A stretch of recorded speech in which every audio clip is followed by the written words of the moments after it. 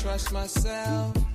I don't ever need no help. Did it by myself, I don't need no help. Tryna stack money like books on the shelf. Hundreds in the bag, got me feeling like the man. Shorty body hot sun in the summer on the sand. Way she's working for it, got me feeling like the man. Shorty body hot sun in the summer on the sand. Did it by myself like a selfie. Nobody try to help me.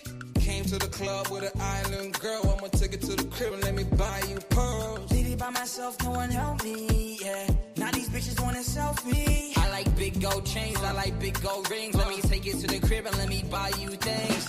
Fell in love with an island girl. I told her only time will tell. She likes to ride in the ice as well. Will it be forever? Only time will tell. Did it by myself like a selfie, yeah. Nobody try to help me, yeah. She likes the ice and the ride as well. Will it be forever? Only time will tell. Big dog status, two-tone paddock. Stacks in the crib, I got a two-floor attic. Got a two-floor attic, got your girl in the attic. But I'ma bring her right back, dude, don't panic, I'm savage. And nigga, if it's beef, we can manage. I know a couple guys who walk around with automatics. I got big dog status, I ain't playing, I ain't average. I'ma leave you here in static, I'ma leave you here in static. Fell in love with an island girl.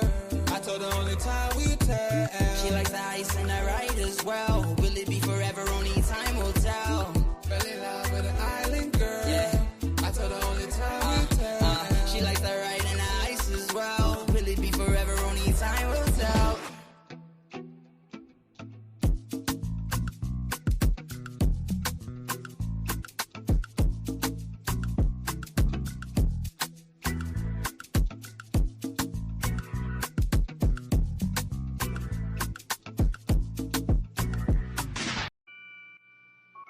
Take note.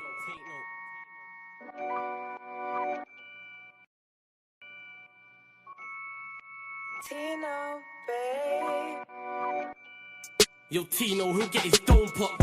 Satin blue on his whip, but he ain't no cop. Don't stop, spray up his motor till it smokes up. Cause what I bought for insurance, I have it wrote off, you joker. Suck on your mum and take note, cause the foreign ring up in his grill. That grandma stovetop, don't flop. Fuck up the game like this was Roblox. Oh gunner, running this field, I'm for your walk up. Drum roll, load up a cannon and give her more shots. I put your face on a beam, now you're Zordon. Treat you like an old sketchbook, you'll get drawn on. I lead your girl from the back, I'm that raw blood. Wait, who the fuck feels they could do me something? I'll roll up in your ends with a toolie busting. 32 ugly as shit, like Miss Rooney's husband. Somebody cut me a deal, I'm just too disgusting. Niggas think they next in line, but they ain't doing nothing. Mask on, metal in hand, Freddy Krueger's coming. Tools all up in your home, I'm here to fix the plumbing. House blown, toaster run, leak gas from your oven. Diol on your girlfriend's face, and she best get to sucking. Head game resemble my dad, cause it was good for nothing. Yeah, I'm still vegan, but I'm down for beef. Niggas think they slip with a dialect, but talk is cheap. Watch your mouth, little nigga, because I roll with heat. Top said there's no returns, and I see no receipt. I put your boy in the back like he was groceries. Riding round with the burner boy in case I find an eke. Extendo, licking off shots until it overheats. No mask, did it barefaced, just so they know it's me. Eyes closed, chest wide open, heart surgery. Usher said just let it burn, let's make it third degree. Niggas think everything's jokes until you shoot his queen. Shot was funny as shit, it barely missed the bean. Wax on, then wax off to leave the burner clean. Then open up the Uber app to flee the murder scene. Waving a stick will make them levitate. I raise a toast in the air, let's celebrate. See a couple holding a blade like it's wedding day. And yous can leave with a slash, just like wedding cake. Bitches on snap in the snacks. Oh no you ain't, know your place. Worked up flawless, you look like bellyache. Beat my dick all off in the face and let it detonate. All facts, just ask your mum, she'll demonstrate. Damn right babes, I'm a jerk, just let it marinate. I gave it a beat like I was Penfold. And some retarded head, my tongue's mental. Babes, if you died and you died, cause you was meant to. Nigga, all I do is draw, I'm a pencil. Run up on you niggas like the rent's due. Dude, screwed, if I see food, you're on the menu. Your homies have to find the Dragon Balls to resurrect you. Fuck it, you niggas can all hate. I'm better than all of you niggas I don't rate. If your girl's fit, 4 plus 4, she'll get 8. I'm a chiropractor back, just setting them all straight. Scorps, take note.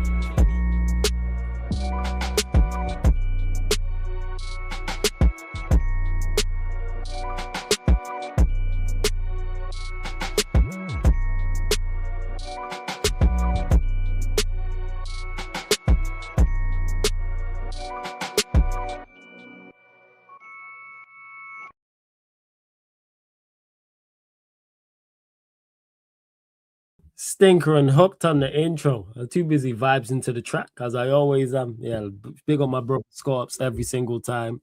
Shout out Jody, J North, and Island Girl as well. Two fire tunes, people. But yes, people, we are back live. We are back live.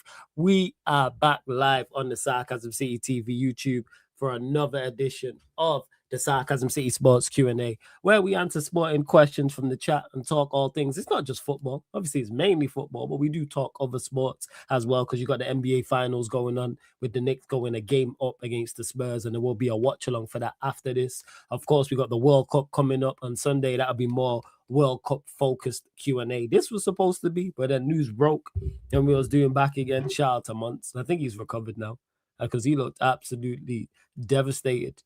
It's like he came home and found out someone had ate the food that he had left in the fridge. Nothing worse than that. That's what it looked like. For those that don't know, David Ornstein broke that Bayern that in for Rio. I can never pronounce his surname, so I'm gonna just call him Rio. You don't know exactly what I'm talking about. And that he had, and then Plettigol said he had agreed terms with Bayern Munich, but Liverpool said categorically he is not for sale. So we'll be discussing that. And then it's all going off with the Real Madrid presidency, or should I say the people running for the Real Madrid president to be Real Madrid president. Apparently there's going to be a big bid for Olise. That's what man have promised. Olise, candidates have promised. Rodri, Haaland, the list goes on. So whether it's on anything I've mentioned there with Rio to Bayern, or Bayern's interest, I should say, in Rio, Real Madrid's candidates, presidential candidates moving crazy, the NBA Finals, whatever the case may be, get your questions in, people. Get your questions in. And if you are a member of the channel, your question takes priority, like a super chat as well. So if you're a member of the channel or you're kind enough to super chat, they're the two surefire ways to make sure we get to your questions. And big up everyone supporting Sarcasm City TV, as I always say. Make sure you hit the like button on the video, though. So important you lot do that. Run up the likes, hit the like button on the video, whether you're watching this live right now, watching this back. Follow and share across all of the socials, people. Follow and share. Share and follow across all of the socials. You can see them on the screen. Yes, it's flawless. At Sarcasm City TV, at Sarcasm City TV, yes, it's flawless on Twitter and Instagram. Retweet, like on Twitter, share on Instagram, follow across all the socials, and equally as important, subscribe to the channel, Sarcasm City TV. Hit the notification bell as well. Let me bring in a couple of the gang that are in the building. King's in the cut, Vikram's in the cut. What are you man saying, man? You good, King? What are you saying? Big up flawless, big up Vikram as well. Big up. What are you saying? Big up, man. You good? Vikram, you good? Yeah, Orchard. I was just actually reading what Fabrizio was saying about the Rio situation. Apparently, he's saying that like Liverpool have made the stance clear that they're not trying to move him on, but we'll see in it. We'll see if stance stays the same. Resolve, man. That's all I'm gonna say. We'll see, man. We'll see, because Newcastle was saying Isak wasn't for sale last summer, and then obviously Liverpool came in with a bid. You know what I mean? So we'll see, man. We'll see. It was great to see. Like I said, to see Liverpool. See Mons did not know what hit him, bro. Mons was like, bro, he's like one of them, bro. He felt like when that news broke, he felt like he was smoking something high or something, bro. Because bro, man said was gonna go in dizzy flow. You could see it on his face, bro. It was great to watch. It was great to watch. I told him, I said, I'm there, man. Please. I said I'm there with you. I told you. Please buy it, man. So yeah, man. Nothing to do. So for those that don't know, obviously, like I mentioned there in the intro, that David Ornstein reported and tweeted out that Bayern are very, very interested in Rio. And then Plettigol said after that Rio had agreed personal terms with Bayern Munich, but then Liverpool have categorically said isn't the sale. Rio works over there. Let's start there, though. Even though I don't think it happened, Rio works over there. Like I was asking the man in the group chat, like, all right, who the Bayern have on the left hand side outside? Diaz, just Diaz. Yeah, outside of Diaz. So, like, would it work? Yes. And big up Pops in the building as well. Says not for sale, mover. Now, we're going to discuss it hypothetically. Why can't we discuss it hypothetically, Pops? We can discuss hypothetically. We can always discuss hypothetically. Do I believe it happens? No. Or would he work over there? Yeah. I think he would. I think he genuinely would work because Monty kind of willing to win. I'm like, why would he not? Like, I didn't get that. Like, why he wouldn't get game time? He would definitely get game time, and I think he'd do. I think he'd do well over there. I think he'd do well in the Bundesliga, and I think he'd do well in the Champions League. Like, that's what I'm saying. Like, it could definitely work. I see why Bayern are interested because, of course, they've been looking for a left winger. They got linked to Gordon. They got linked to a couple others. They got linked to Gakpo as well. So Rio, like, it makes sense. I hear it. Okay, hypothetically, we could swap for Olise then. But yeah, if you want to talk about that, Pops, when Ornstein tweets that out, I'll discuss it. Yeah. When Ornstein says you lot are in for Romano, or a valid source says Liverpool are in for Olise, I'll discuss it. Until then, I'll continue to discuss this Rio stuff. But yeah, as I was saying about it, I think he does very, very well over there if it does indeed happen. I said to Monts on back again before the Pletty goal one dropped and said, yeah, I think he moves because they're a better proposition than Liverpool. And he was like, what do you mean? I was like, what do you mean? What do I mean? And you could see the devastation in his face, which was great to see. Like, bro, it was great to see, but I would die, bro. Like, honestly, bro, when that news, bro, I was dying, bro. Like I said, Monts must be smoking something high, bro. Because the way that his head was spinning around, bro, flawless, I never seen his head spin like that, bro. I never seen it ever like that, bro. Yeah, man, like, Rio, would work at Bayern, bro. Like, we all know Rio's the talent, bro. We all know that. And obviously, like Bayern Munich are like PSG because PSG they rest like a lot of their players in their league games. They rest a lot of their first team players at times as well, and I think Bayern Munich do something similar. That's what they're planning to do. So. He would definitely get games, bro. He would definitely get games. Obviously, Arnie Slot, man like Hank from Breaking Bad, was bringing him on, when like Hank when he was like freaking Hank from Breaking Bad, Humpty Dumpty, all of that, bro. You know what I'm saying? But like every time when he was bringing him on the day was losing, bro. Like like when you play like Fortnite and you come out of the bus and like you come out literally, bro. Like it was Rio was in a Fortnite situation where Slot would just send Rio out to die, bro, when they was losing games, bro. Literally on Fortnite, you jump off the bus, and then you land, and then you face 100 players, bro, and then it's just you and the storm and all of that, fam. You know what I'm saying? Call of Duty Warzone, that. You know what I'm saying? Fortnite is a crazy game, man. Yeah, bro. That's what Slot did to Rio, blood. Slot sent Rio to the die out on his ones, bro. To carry a Liverpool team that spent 500 mil. Who would have thought that you would be relying on a teenager when you spent 500 mil? Hey, who would have thought it? You know what I'm saying? Who would have thought it? You know what I'm saying? But like big up Jez, but like Rio would definitely work, and obviously I rate him highly as a player, and obviously Vincent Kompany as well. Like obviously he's shown that he's done a very good job there. So, and if Liverpool.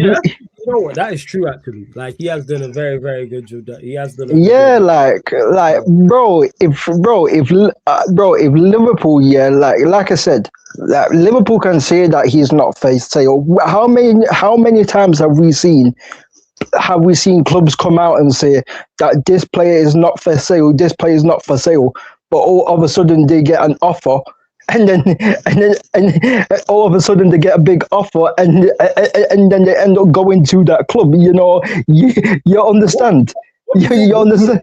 What do you think would be a big offer for him? Because obviously there was no Like I think Bayern Munich would have to pay, because we all know how the market is. We all know how the market is. Anthony Gordon just went for 70 mil. That's why I said to you in the chat, Flawless, that Everton have put a 70 mil price tag on Ndiaye because they've seen that Gordon's gone for 70. So Liverpool will be looking at it. Liverpool will have it in their minds that if Bayern Munich do come in, they will have it in mind that Gordon went for 70 mil. So I think to get Rio out of Liverpool, you would have to probably pay like maybe 80 to 85 mil or even 90 to get Rio out of Liverpool. Because no disrespect, he's a decent player, but he's not like a wonder kid. Like if Anthony Gordon's going for 70 mil, and if Noni Madueke, who we all don't rate, is going for went for 52 mil to Arsenal, and Jeremy Gittins went for 52 mil to Chelsea, and Elanga went to 55 for Newcastle. Well, what do you think they're going to ask for Rio when he's 17, Flawless? You know what I'm saying? So for me, like it would be probably like at the highest it'd probably be 90, but it'd be probably 80 to like 90, somewhere around there. I think that Bayern would have to pay, because it's all about, because a lot of clubs buy potential. You get me? When they buy young players, they buy potential. So like they look for potential, a lot of clubs. So they know in a few, if they paid that amount for him, they would think that in the next few seasons that he could be like one of the best left wingers in the world, in Europe. You get me? So who's going to be one of the best left wingers? I hear it. Like in Bayern's eyes, if they was to pay 80 or 90 mil for Rio, they would see him in the next few seasons the next 3 or 4 seasons as one of the better left wingers, or one of the best left wingers in the league, possibly. You get me? That's what clubs look at. That's what clubs look at. This is all great in hindsight, but unless Rio kicks up a fuss, I don't think he's going anywhere, to be honest. I don't think he goes anywhere either. But it's interesting. But it's interesting. But like I said, money talks, man. Like I said, no one would have thought Isak went to Liverpool. It's not just about the money. It's about the situation that Liverpool are in. If they had like wingers there that were just ready to just take his spot if he left, then it would be calm. But their squad is light, so as light as their squad is now, they can't really afford to get rid of anyone. Yeah, I don't think the way that their squad is set up at the moment, like they've barely got an attack, to be honest. Like, cause what, Salah's left, Chiesa's left. Yeah, but you've got. I won't be surprised. Yeah, Rio, and that's kind of it. And I won't be surprised though. I will be not surprised. I will be, if Rio goes to Bayern Munich, I won't be surprised, bro. I won't be surprised if Liverpool let him go, because we've obviously, we know that he ain't going on a free transfer, but we've seen Liverpool let go of. We've seen Liverpool literally let go of players, bro. Literally when they like, bro, they let go of Konate on a free, bro. They let Konate run down his contract and go for a free when they're already light at centre back, bro. You understand? And they got rid of Salah when they lie in the wing as well. Like I won't be surprised. The way that Liverpool board has been moving lately, I will not be surprised, bro, because they are seeming very incompetent. Even though they did sack Slot, they should have sacked Slot time ago, bro. They should have sacked Slot time ago, bro. You know what I'm saying? But You know what I'm saying? But hey, man. I hear your point. Like, I get what you're saying in regards to it. Do I think it happens? No, I don't think it happens. But No. would it shock me if it did? No. Like, did it shock me that the reports came out saying he agreed personal terms? No. And has it No. shocked me that Liverpool also said he's not for sale? No. I would like to see Bayern test the waters with a bid. Yeah, man. I would love to just to see, in particular, what they value him at. That's like, where would they start at? Like, just out of interest. But yeah, I can't even lie, man. I think it's crazy buying him, to be honest. Go on. Talk us through it, Just. Oh, I just don't get the idea of spending that. I don't see. Obviously, they're buying just straight off potential, but when you look at it, like, they buying him to be the backup, and I know the idea is that he can grow into a player behind after Diaz, because Diaz is also not the youngest, right? So the idea is he's like 28, 29, I think is Diaz, I think he's about 28, 29 or something like that. Yeah, he's 29, he'll be 30 in January. Yeah. Yes, so his approach is very right. So of course Bayern are thinking about the long term, right? Yeah. I'll be honest, man. I've seen this with Bayern. I don't think they develop young forwards like that, to be honest. Like those young type of forwards, like they tried to do the same thing with Tell. What ended up happening is they ended up signing somebody to play in the left wing anyways, and Tell leave because of game time. I think something similar would happen again, where it's cool you have this young potential as a backup, but then you start thinking to yourself, if Rio is not there in the development where they thought he could be, Bayern will go and sign another left winger, and they're not going to care one bit if he's already in the that's what I'm saying. Like, so Bayern will not care at all if he's not at a certain level by then. Bayern will go and buy another left winger. They're not really going to care about that. They paid that much money. So I'll be honest, I just don't get why. I personally don't get why they want to go and get Real personally. Also, so it's not more so of like Real's quality. It's more so you're reckon like how they would use him or their lack of using him. Yeah, and I also think there's other young players literally within the league where you can actually go and sit here and say they're maybe not going to be as good as him, but they're going to be more than enough to fill the role as a backup. Because in the end of the day, it's about because they need to be challenging for the Champions League. True. The league is obviously bread and butter. It's an expectation that you win the league regardless of what happens. But you need players that can come in and impact the games for the Champions League. I just don't think that. I don't think he is the player that you have to come. You go spend big money, especially. I don't think it's gonna happen. I don't think they're gonna sell Olise, but especially if you sell Olise, I think it's the wrong way to approach it.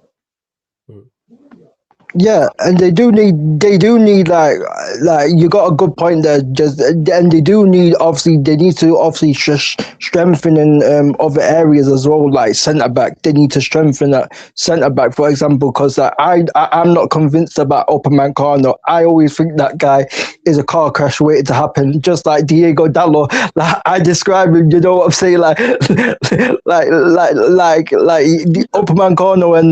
Upamecano and Kim Min-jae, like both of their centre backs.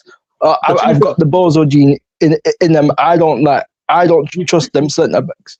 I mean, to be fair, Upamecano has actually been not bad as it may look in the last 3 years, like early 2020s when he was at Bayern. Like that was really. I think he's actually been reliable. The issue is that they need another centre back next to him as well. That's the problem. He's been a bit better. I would say that he's been a bit better this season than he has been in other seasons. But I think in last season, I think it's been just fine. Like I always believe the issue is that after him, the centre back's even worse than him, and we already say like that we don't rate Upamecano. Me personally, I think he's a good centre back. I don't think he's your leading centre back. Like I think he's fine if he's the number 2. But the issue is he's the number 1. Yeah. Sure. They just got too many scrubs at the back, man, like Jonathan Tah. Like I don't know how that guy's playing for. I don't know how he's playing for Bayern Munich, to be honest. Yeah, Kim and Jay as well, man. They just snapped up the opportunity because obviously he came off the good season that he had at Leverkusen, but I was never really convinced about the signing. So this is the issue, and I don't think Upamecano was as big as an issue. If you look at all the other centre backs who are there, anyways, I think they just need a whole different level of centre back they can play next to Upamecano, and then you worry about the rest later. Yeah, like you think that he needs like a, what you call it, like a good like partner like alongside of him, because obviously like centre backs, to be honest, centre backs is about partnerships, because obviously you got like obviously you got centre backs that are sweepers, and then you got centre backs that are like the aggressors. You get me? Like obviously that's what a defensive partnership's meant to be. Obviously, I think Bayern need to get I think they need to get a new goalkeeper as well, because like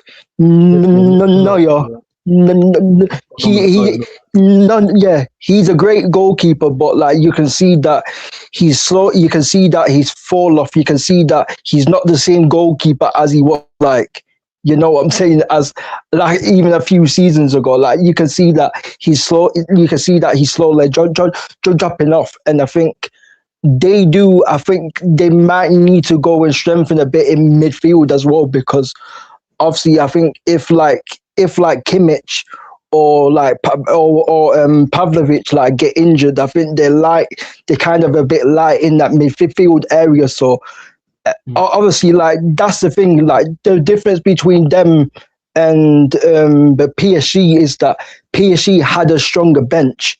Bayern have a decent 11 with like Lima, Stanisic, and all of them, and then obviously you got the front line of Kane and Olise in that. But obviously their bench is not like as strong as PSG's, and obviously certain other teams as well. You know what I'm saying? So I think they do need to upgrade that squad, because obviously it's not just about an 11 in football. You have to have a squad, especially if you want to go far and win the Champions League. So that's what I will say. No, the funny part is me and Steve obviously they were also saying on there as well. We did a Bayern Munich stream, right, because obviously Steve asked me to join, since obviously I'm a Bundesliga watcher as well, and we talked about there's issues in the squad, but there's also issues in the starting 11. Obviously, we talked about the goalkeeper, centre back, but the fullback situation is also not great. Neither is the midfield situation, because I'll be honest, Kimmich has to stop this fucking midfield gimmick. Yeah. So what do you think he is? Go and play right back. Accept the fact that you Philip Lahm. Go and play right back. Like, I feel like Bayern would be so much better off if they would play him right back, because they have no real right backs. They've been searching. They've been searching for right backs for years now. They can come in there and be a consistent starter. Davis has been injury prone as of late. The link to Natalia Brown from Frankfurt. They already got the person. I did see that. They got linked to Nathaniel Brown. Obviously, they're looking to get the Saibari deal done from PSV, which is also a good squad depth signing as well. But I really feel like the midfield as well, like I said, it's not 2020 anymore. You're not playing with Goretzka next to you. You're playing with Blahovic next to you. Goretzka and Blahovic are two different types of midfielders. Yeah. That he's playing to, and I don't think he suits well with him next to him. That's why I feel like Bayern could benefit with buying a new midfielder in that position, and Kimmich just going to right back, because then you solve the whole right back situation as well in the same issue. But the issue is he doesn't want to accept playing right back. Like, he plays right back for the national team, but he doesn't play right back for Bayern. So okay. Yeah, that's what I'm saying. Like, as well, they got obviously Lima's good as well, but like you got a midfielder playing that right back. You know what I'm saying? And it's like obviously, like Lima's good and that, but Obviously, he's like a midfielder, but he's like a midfielder, so it's like, yeah, like, and you can't rely on Davis. Like, he's like one of them in it, you know. Like Davis is like, you know, like Mendy and them from Real Madrid, and them guys there will always get injured, bro. Always have these injuries, bro. So like, you cannot rely on like Davis and players like that. And like I said, they do need to upgrade that midfield because like. Goretzka, I'm so sorry, but that guy for me isn't it, bro. That guy isn't from me. That guy isn't it. Like Pavlovic is decent and that, but obviously they need to upgrade that midfield, bro. Because like if they get one injury or even one suspension, like their midfield looks a bit vulnerable. So like. That's what you're saying. They do have areas in the pitch that they need to. Other areas in the pitch that need but to. I think that also goes into the point for me saying that I think it's kind of unreasonable to go and trying to say spend, let's say 80, 85 million for Rio. Yeah. And in reality, they go to Köln and said, "Yo, we're gonna give you 45 for El Malo," and then he comes in, young German left winger who can also cover in the right. That's already sorted. And then instead of spending big money on Rio, you can go and say, let's go and upgrade the midfield. Let's go and upgrade the center. Let's go and upgrade the goalkeeper. There's so much more that they have to do, but I find it really weird to go after Rio. Yeah, and obviously there's scouts like we say all the time. I know I've heard you say this a lot, and I heard Flawless say, and I've said this all the time. I've said this about United and other clubs. It's like you should be able, like Bayern should have the scout, like when you're big clubs and that, yeah, you should have a scouting network that scouts like, obviously we talk about the obvious market. We might say, oh, like this area is not great in the obvious market, did this and that, but it's like there's players that are unknown that we don't know about. There's like centre backs. People might say the centre back market isn't great, but then yes, the obvious market of centre backs aren't great, but they're unknown centre backs that are playing in world football that we don't know about. You know, I mean, what majority of people don't know about that are quality in the market. So Bayern Munich need to go and scout. But Bayern Munich need to go and scout these players. You get me? You know what's funny about that is that you're talking about how good Pacho is with PSG. Pacho was playing at similar level at Frankfurt. Yeah. And Frankfurt was literally playing in the Bundesliga, and we've been talking about Bayern needing centre backs for so long. Yeah. That's what I'm talking about. So, see, this is the funniest part. We talk about like the obvious market if you say like a Schlotterberg, right? Yeah. Let's say Schlotterberg is like an obvious market. But 2 seasons ago, Pacho wasn't in the obvious category. He was in the low-key category. But the funny part about that is he was probably one of the best centre backs in the world, in my opinion, at Frankfurt. Yeah. And that's it. But yeah. So, but then again, the issue is, me and Steve been talking about it for a long time. They have a terrible director of football. Yeah. Max Verbal stinks, man. Oh, so but is he part of the scouting, or is he just? No, like he's the guy who makes like the decisions, right? So obviously they have a whole scouting department, right? But in the end, when it comes to choosing and be part of the decision of who they want to go and buy, he's the one who's involved with it heavily. He signs off on it, basically. Yeah. He likes it.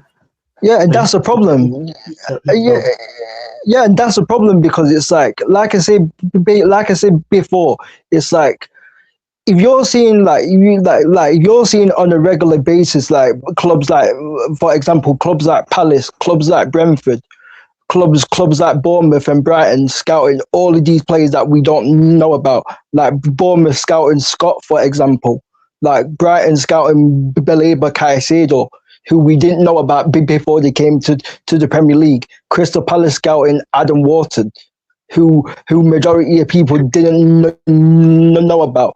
Olise, like Igor Thiago at Brentford. It's like, bro, like these clubs can scout. These clubs pay their scouts to do less than other big clubs, these clubs manage to scout these gems.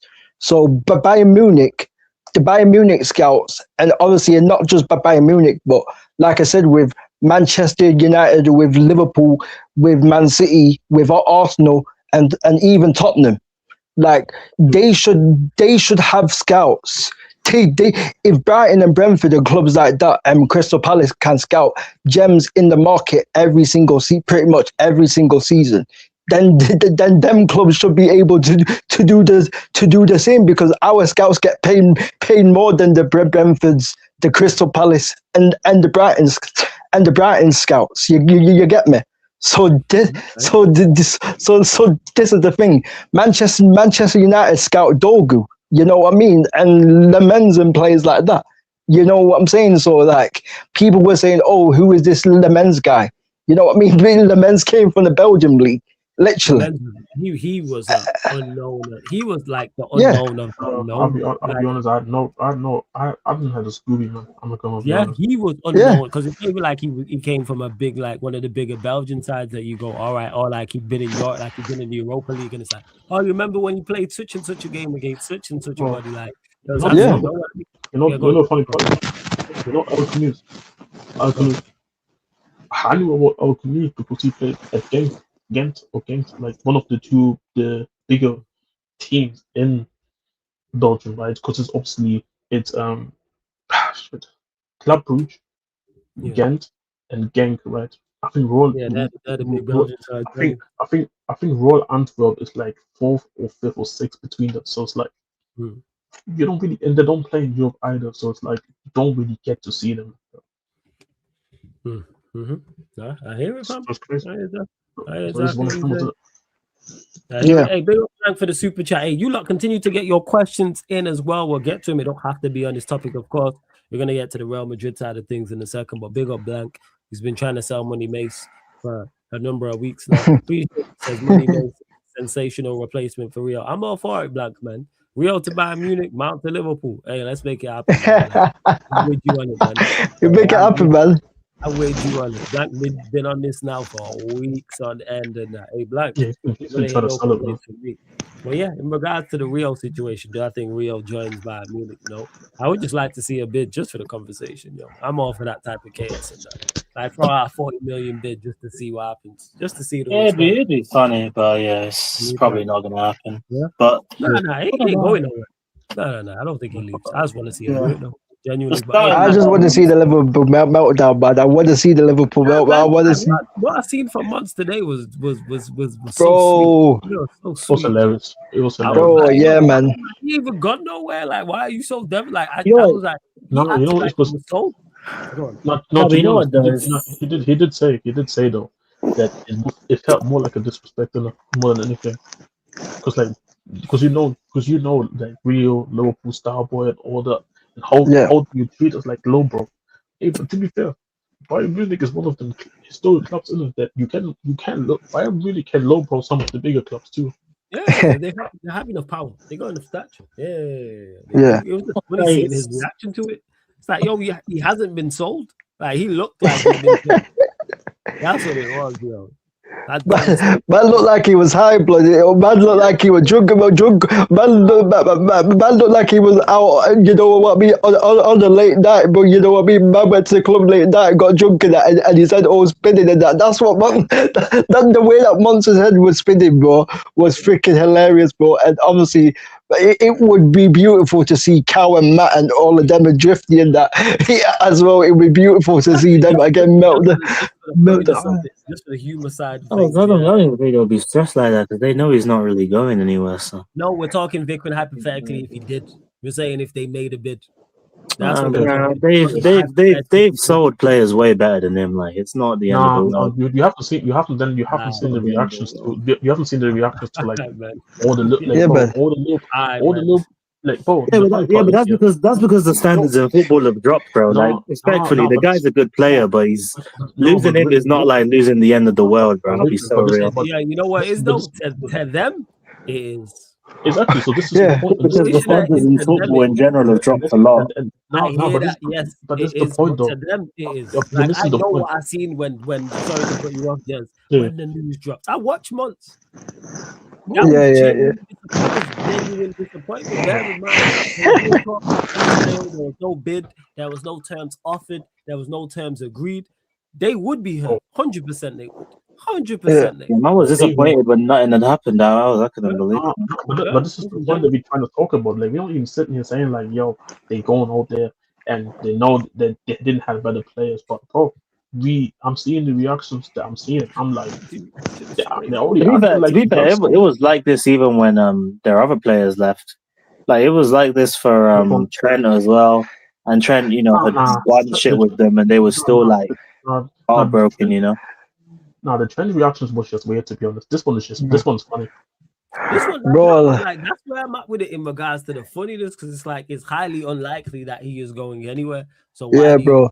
The guy when reports came out saying, "Oh yeah, like Onana's coming back," people like, "You worried about?" No, I'm not worried about Onana. Oh, Rashford's Bro. coming back. You worried about Rashford coming back? No. No.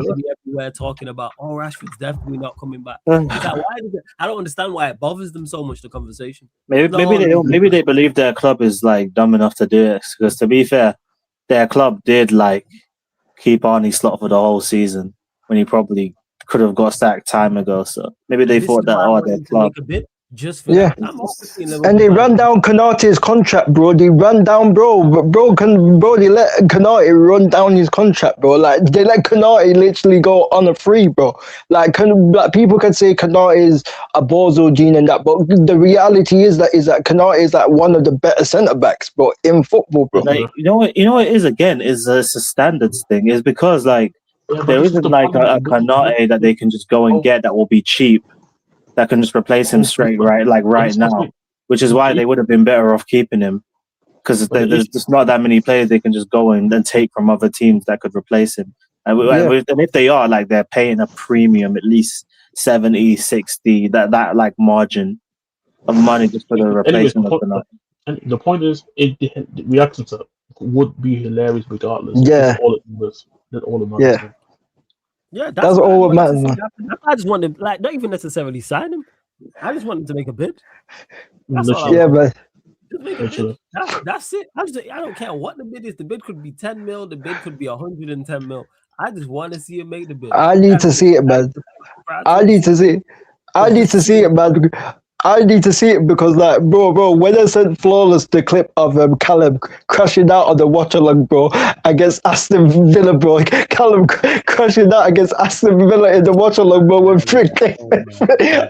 I've never seen Callum like that, bro. Like big up to Callum from Coppage, but I've never seen Coppage. Yeah, Sam plays it at the start of the stream. Let me see if I can find it. Hold on. Sam be playing at the start of the stream. Yeah, he was tired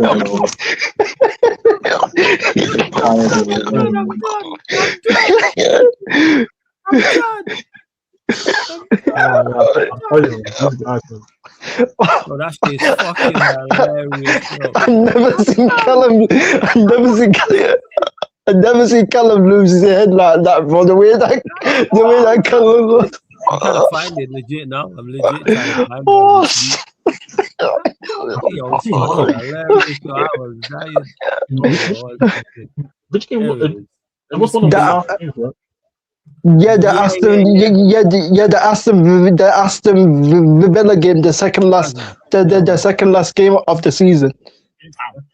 And his name is Arteta, and he's here to dominate the league for the next few years. There's a new sheriff in town, and it's Big Teta.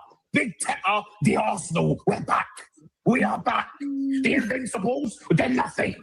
They're nothing compared to what the next 5 years is going to be. Big Teta and Arsenal have rolled into town, bro, on the chariot of gold, whipping up horses. We're going at 100 miles per hour. The reign of terror is over. There is a new sheriff in town, and I beg this crash. This better all crash down next season. Oh my! No!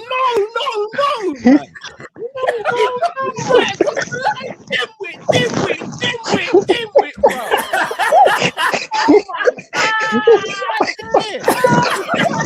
That's a big one.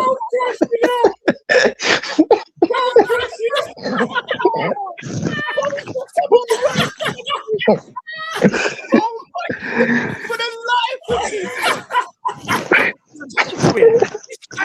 On the I wonder if I get away with it. I wonder if I get away with it. No, you might deep in it. He was gonna bring on Salah, yeah? Look how much work is on the right hand side, you man. What is this? Oh my. Oh, flop, man. Why couldn't you? They're trying to get him back.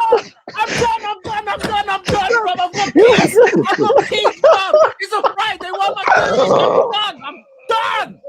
Bye, man.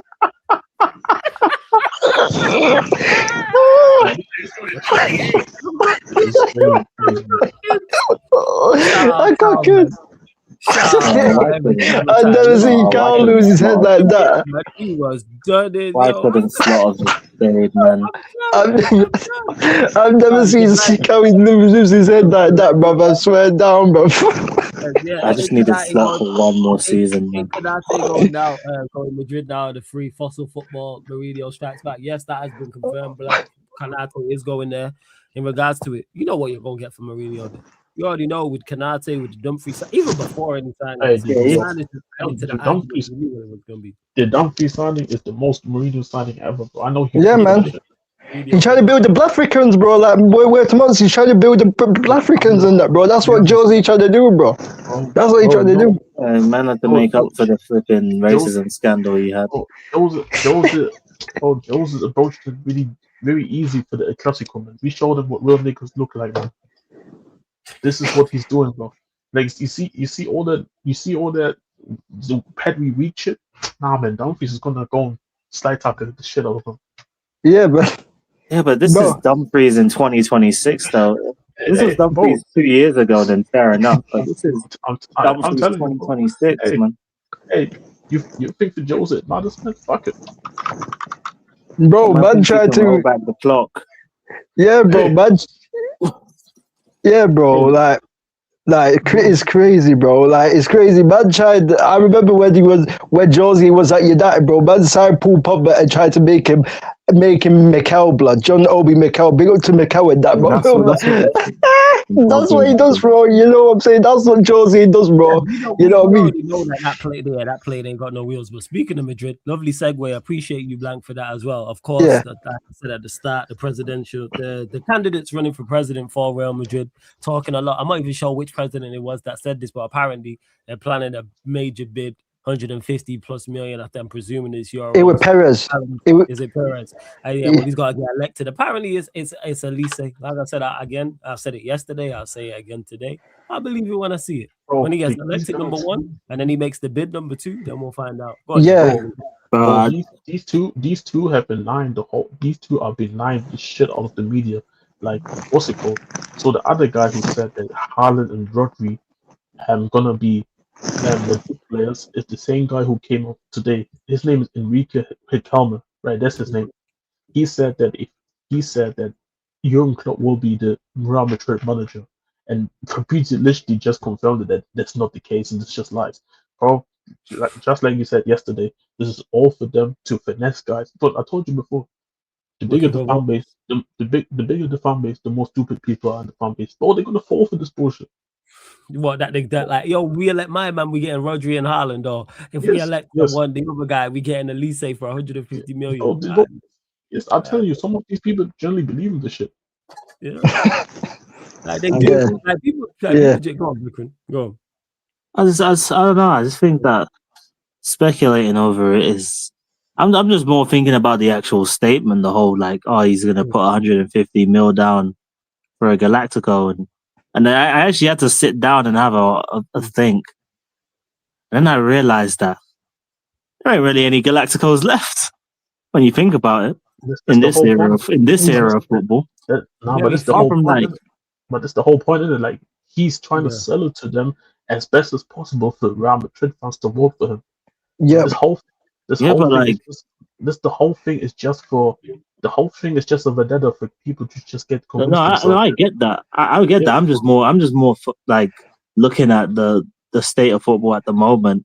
And Yeah, but we all know, even we all know even that. if they did get like a quote unquote Galactico, I just look at the way football is now. I don't think there's any outstanding players like that could go into Yeah, but we all know a big that. team and change. That's the thing that we all. In the end of the day, we all know that. So that's why Yeah, it's we like all know that. Yeah, it's kind of pointless to kind of go around it. For me, the conversation for me is funny. Is why the funny part about all this is he said we're going to bid for Olise, but who said that Olise is going to join Real Madrid? Bayern is going to yeah, Olise hasn't. Olise hasn't said, "Oh, I'm going to Real Madrid. Or I'm going to Real." Like, come on, Perez knows what. Things with it though, in regards Yeah, to it, because people like, you know how it's such a great buzzword. Because like a lot of people don't remember the Galactico era wasn't successful. So why people associate with success like it's a good thing, I have no idea. I go one further. In modern day time, it was Real Madrid's least successful period. When you look at Real Madrid's least successful period in the last was when they had all the superstars. years. Yeah, if you look at Real Madrid, so let's go from the year 2000. Go from the year 2000. If you go from the year 2000 to the year 2026, Real Madrid's, someone correct me if I'm wrong in the chat, their most unsuccessful period was in the Galactico era. It was associated with it, with like it being success. Yes, they've had star players in their successful eras, but I'm talking about when they was really doing the Galactico thing, and Galactico was much more than just talented individuals. It's also the profile of players they were profile and the system is about. Yeah, it's about the system now, Flawless. Yeah, because they were signing the most like Galactico is not just talented players; it's also the players who are most famous. So, like when they was, for instance, when they signed Beckham, Beckham's a top quality player. Was there players better than Beckham in that time? Yes, there was players better than David Beckham, but it wasn't there. There was barely. He was the most famous at the time, easily, because he was a whole brand by himself. Man was married to Victoria Beckham. He was in the Spice Girls, which was a whole brand in itself in regards to they were a worldwide group that were like mega. You know what I'm saying? Like they went clear, like as a group. Like you could always on the TV everywhere them. So then you add those two and things together. So that's why I don't get the Galactico thing. Yeah, but like Flawless. Yeah, but Flawless, we all know the name thing doesn't work. It's not just Real Madrid. We big up Corey. We literally seen PSG do it, bro. We literally seen PSG had Mbappe, Neymar, and Messi, and they had Sergio Ramos. They had all of these names, but yet they couldn't win no Champions Leagues. All of a sudden, Mbappe and obviously Neymar. Obviously, Neymar's not a bad player, but all of a sudden, that front three leave, and the PSG get a brand new front three, and all of a sudden they've gone back-to-back Champions League. Like football is not about the Galacticos now. It's about how you fit. It's about the profile of players, and it's about it's about how do the players fit in the system. That's what I spoke about 2 weeks ago when I was speaking about the Gordon thing. Like it's not about the names. It's all about all about the profiles and Real Madrid. And I've said this on shows. Yeah, I've said this on shows. The problem has been in Real Madrid especially the past couple or the past 3-4 seasons, is that the past 2 or 3 seasons is that they've been going for names. They've been signing big names instead of actually looking at profiles. Yes, they've been signing names, bro. Like apart from Mbappe, who are the names that they're signing apart from Mbappe?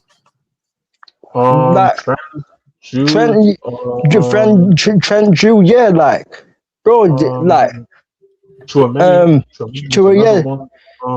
like, yeah.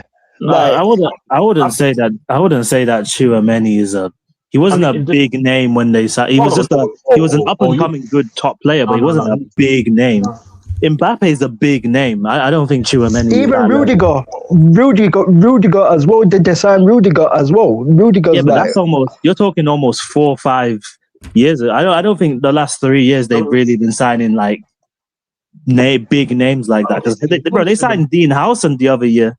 He ain't a big name like that. Not really. If you want to say the last 3 years, but if you just say from like No, because that was his point. He said that like the last couple of years, that they've only been signing Well, like like, big names. if you want to say the last 5, then if you want to say the last 5 instead of the last 3, like, No, but I get your overall point is that like they used to open names instead of like unknowns. Like they don't really take a gamble on unknowns. Like but that's always where not unknowns per se, but like when you look at their more successful periods, yes, they've went and signed. There's been some stellar names, and then there's been some, you would say, medium. Not the like, yeah. The only other name I was feeling like you could add to that in terms of like recent years is probably like Jude. Yeah, to a certain extent. Yeah, Jude was like profile wise, everybody knew about Jude. 100%. But like again, it's a mix. You can find a player who is of talent and is quality and adds to what you've got going on and happens to have a big name, or vice versa. But like I said with the Galactical thing, it was their most unsuccessful, especially in Europe, which matters to them. That was their most unsuccessful stint. Was when they tried to do that, and then when they kind of went away from that, is then when they still went and signed big names, of course. But when they kind of went away from that and actually like focused on the team, it got better. So to go back, let them try. Like signing Olise, of course, Olise is a talented player, for example, but he don't solve all their issues and shit. No. Like, No, they got loads of problems. They got loads of problems. They've got loads of problems, bro. Like they got they got loads of problems. Like even their center. Yes, they brought in like Canate, but like they still have problems at centre back. Obviously, Courtois as well. Like obviously he's he's one of the best goalkeepers, but like he gets injured quite a bit, bro. Like because I've seen what's that guy's name, Lunan. I've seen Lunan in that. You know what I'm saying? I've seen Lunan and these guys in that. Lunan's a decent keeper, but he's like nowhere near Courtois. And obviously they've had problems in the fullback areas as well, and they've had problems with certain midfielders getting injured as well. You get me? Like Valverde's been playing at right back. Like they've had Tchouaméni play at centre back. You know what I'm saying?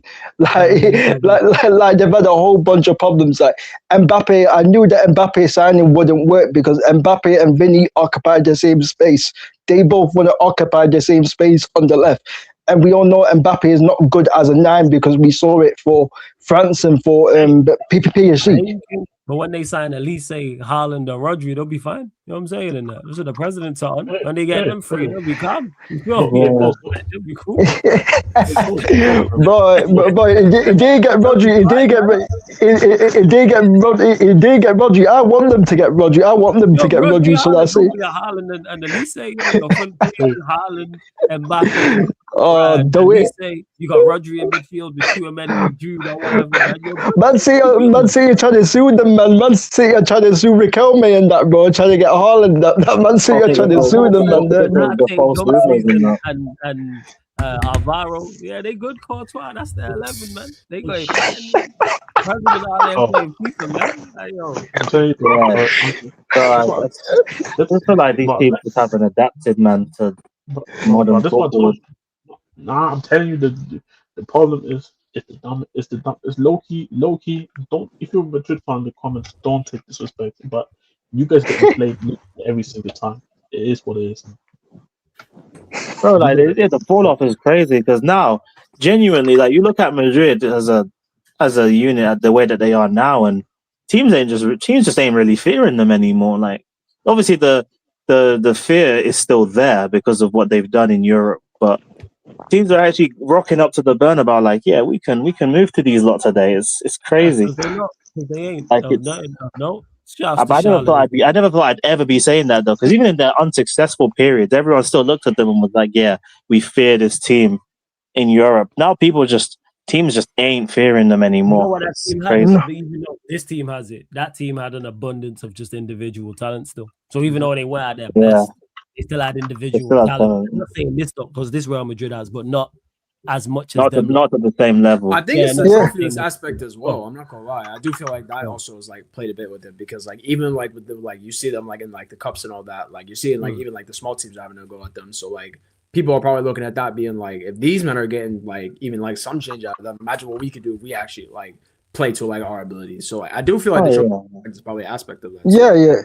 Yeah. And obviously when they've been successful as well, like obviously they've had certain big names in like the team and that, but like there's certain big names. The big names that they did have, like obviously Benzema, for example, Modric and Cruz, they would, you know what I mean, and even Casemiro, they would like sacrifice parts of their game. You get me? Like for example, Benzema would sacrifice for Cristiano Ronaldo. Like Benzema and Bale would do all the dog work for Ronaldo. Like obviously Benzema as well. He was sacrificing himself to help Vinny as well, and that was Vinny's best season.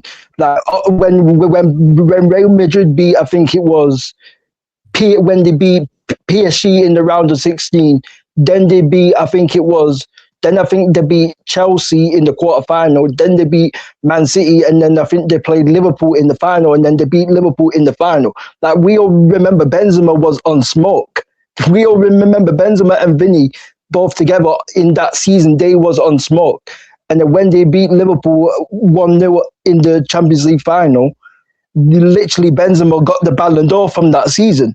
Because you know what I'm saying? Because I think Benzema got like the numbers that Benzema was like putting up was absolutely ridiculous. Like I think he was gonna get like 40 GNA or something like that, and he wasn't just scoring goals; he was sacrificing other parts of the game, and this is the problem, especially in Real Madrid's front line, and Mbappe and Vinny both together, they don't like especially Mbappe, like he's not humble enough. Like you can have an ego. I don't mind elite players having an ego because every footballer has egos. I don't mind that, but you have to be humble. You have to sometimes put the team first. You have to put the team first, bro. You understand? And there's certain players in that Madrid team like Vinny, Mbappe, and Jude. There's certain players in that team that don't want to make sacrifices for the others. You know what I'm saying? For the team, and this is the problem. That's the problem that literally that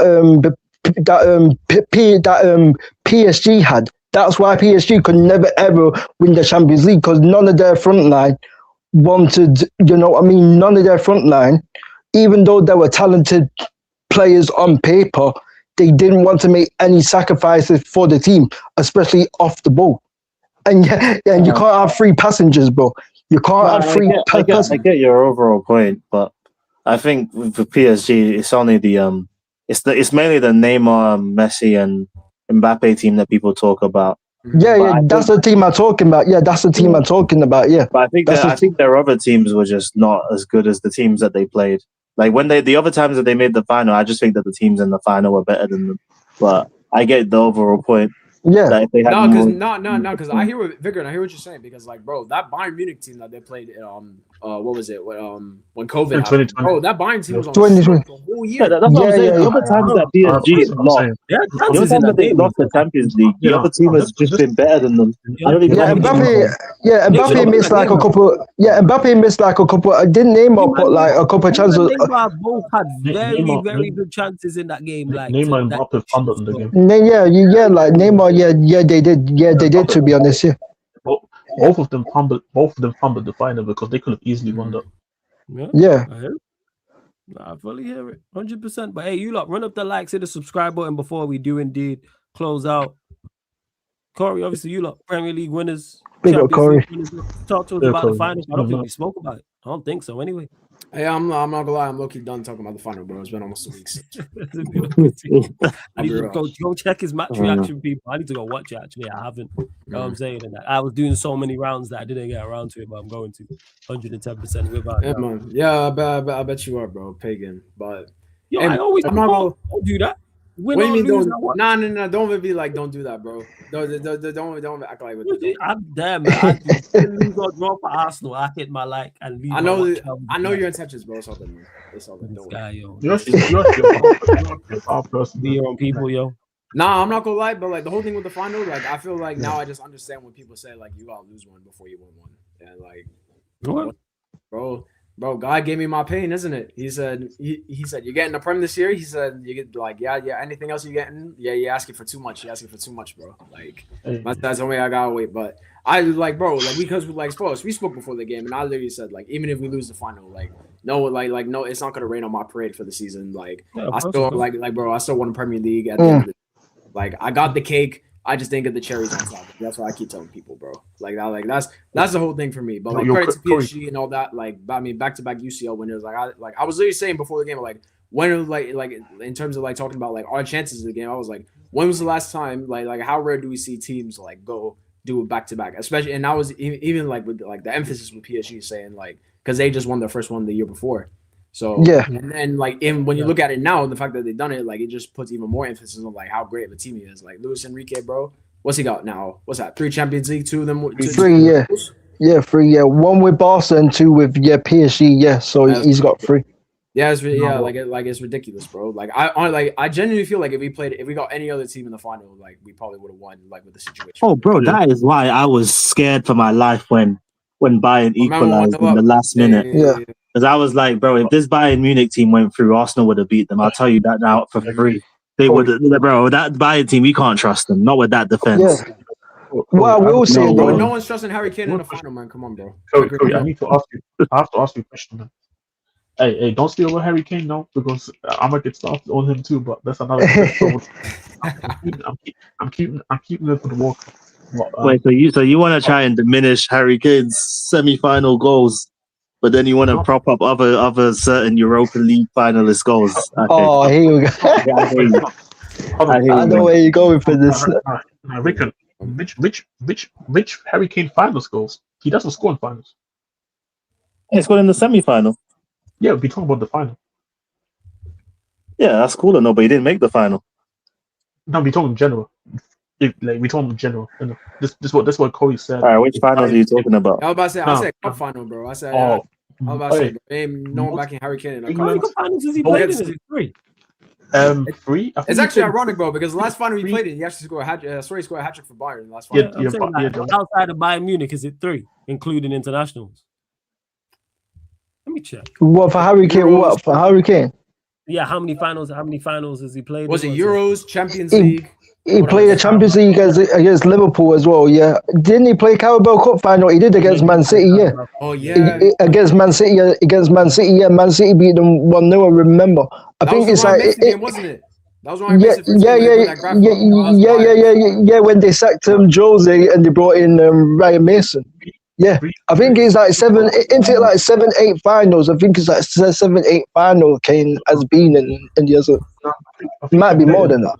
I think he played in 6 major finals. Oh, 6. Oh, we're close. 7, I said. Yeah. I mean, outside of Bayern. Outside of Bayern, so the League Cup against Chelsea in 2015, the Champions League against Liverpool in 2019, 2021 in the League Cup against City, Euro against England, and then Euro. Wait, why did they say what's this? Euro 2024? Is that the Nations League? Nations League must be. Must be. Nations League. So outside of Germany, it's 4. Yeah, so four finals against Chelsea in the 2 Carabao Cups, 1 Champions League and 1 Euros. I can't remember how he did against Chelsea in 2015, but I know the flawless. All you gotta need to know: no shots on target in any of the finals. That's all you gotta know. Yeah, that's crazy. That's crazy. That's crazy. That's insane. Yeah, for a player of Harry Kane's caliber, that should not. Yeah, I'm so sorry, but like that should not happen. And it also includes the. I don't know if the England in the final, but we watched the finals against Italy. He was like a dog shit in the final too. Oh yeah. So, but yeah, back to my question to Corey. And you said that the Champions League would have been the cherry on the top, right? But if you did won the Champions League, would have the Champions League been the cake in the Premier League the cherry? Because me personally, I prefer the Champions League over the Premier League. But what's your thoughts? No, I wouldn't even say it's like down. I'm not even like looking at like that point in terms of like which one like better, because like for me, like winning a major trophy was the goal this year. So whether it have been the champs or the Prem, like which one we won first would have been the cake, and then anything we would have got after that or like on top of it, that was like either like a lesser trophy or like what we went after would have been like the cherry on top type thing. So because No, I it's- wasn't, because Jez, I wasn't going into the season saying like you gotta win like this trophy specifically. I was just saying go in there, bring me home a major. I don't care what it is. Because remember, I ain't win nothing for 6 years before the season. So I like who the fuck am I to be picky? No, you know what? That's Yeah. fair. I heard all that. Yeah, like obviously Arteta. Did Spain beat England in the Euros? Yeah, they did in the final. Yeah, that's another final that he played in. Yeah. That's the other one. So I'm in All I Yeah, gotta say is, so he's played in two. He's played in two Euros finals then, because he Of played course. 2020, 2021 against Italy, and then against Spain. yeah, I forgot. Just so close, but again, we literally forgot the final because of how ass he was. Yeah, I remember it now. I remember it now because you know what you've done indirectly, without even knowing it. You know what you've done indirectly. What? You've actually proved a point that I had about 2 months ago when I was telling you about how people in general, we always talk about attackers when it comes to like the bigger moments in football. And you were talking to me about all of this defender this and defender that, and I was telling you that no one wants to grow up. And I was telling you, and I was telling this guy that no one wants to be a. Don't try me. Add context. What's the context? Add the full conversation. If you ain't, don't bring it up if you ain't go add what the full conversation was surrounding. That's not what it started off, was it? That's where the conversation. We were talking about great teams, and we were talking about. We were comparing like the Barcelonas to like more defensive, like AC Milan, Inter Milan, them kind of teams.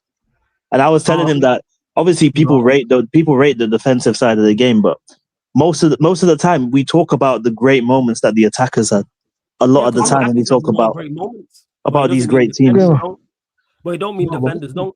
No, I'm not saying that. I'm just saying that people in general talk about the attackers more. Yeah, but you was trying to diminish it from a defensive standpoint. But it depends what. But my point as well, it still stands here because look at how we're talking after the Champions League final. We're talking about the attackers that didn't turn up, right? We're not talking about Arsenal's amazing, outstanding defensive performance. They lost. Victor, we're talking about the reason why we're talking about. But that's my point. PSG won, and we're not talking about their outstanding defensive performance either. We're talking about the attackers that didn't turn up, and we're talking about the temperament that they had. Because they wasn't. Before you go, Corey, because they wasn't outstanding. Why are we going to talk about outstanding defenders when they weren't? With PSG outstanding defensively in the game. Oh, they didn't really have to be. Hey, Vikram, then that's not why I asked. That's not why. Don't try it. That's not why I asked. I'll ask you the question again. Where PSG outstanding defensively in the game? Yeah, they were good. No, but again, that's not why I asked. Where PSG, because we're using the words and we're using our words carefully. You said outstanding multiple times. So I'll ask you the question a third time. Where PSG outstanding defensively in the game? Nah, not really. Okay. So why are we going to talk about them being outstanding defensively in the game if they weren't outstanding defensively? No, because in general, their team, people would say that their team could do both sides of the game. Question again a second time. We've just established that PSG were not defensive in the final. So if PSG were not defensive in the final, why are we going to talk about them being outstanding defensively when they was not outstanding defensively? If they're not outstanding defensively, why are we going to talk about them being outstanding defensively? Yeah, that's a good point. So just as a team, I was talking as a team, not just one game. I'll ask you another question then. As a team, were PSG outstanding defensively in the final?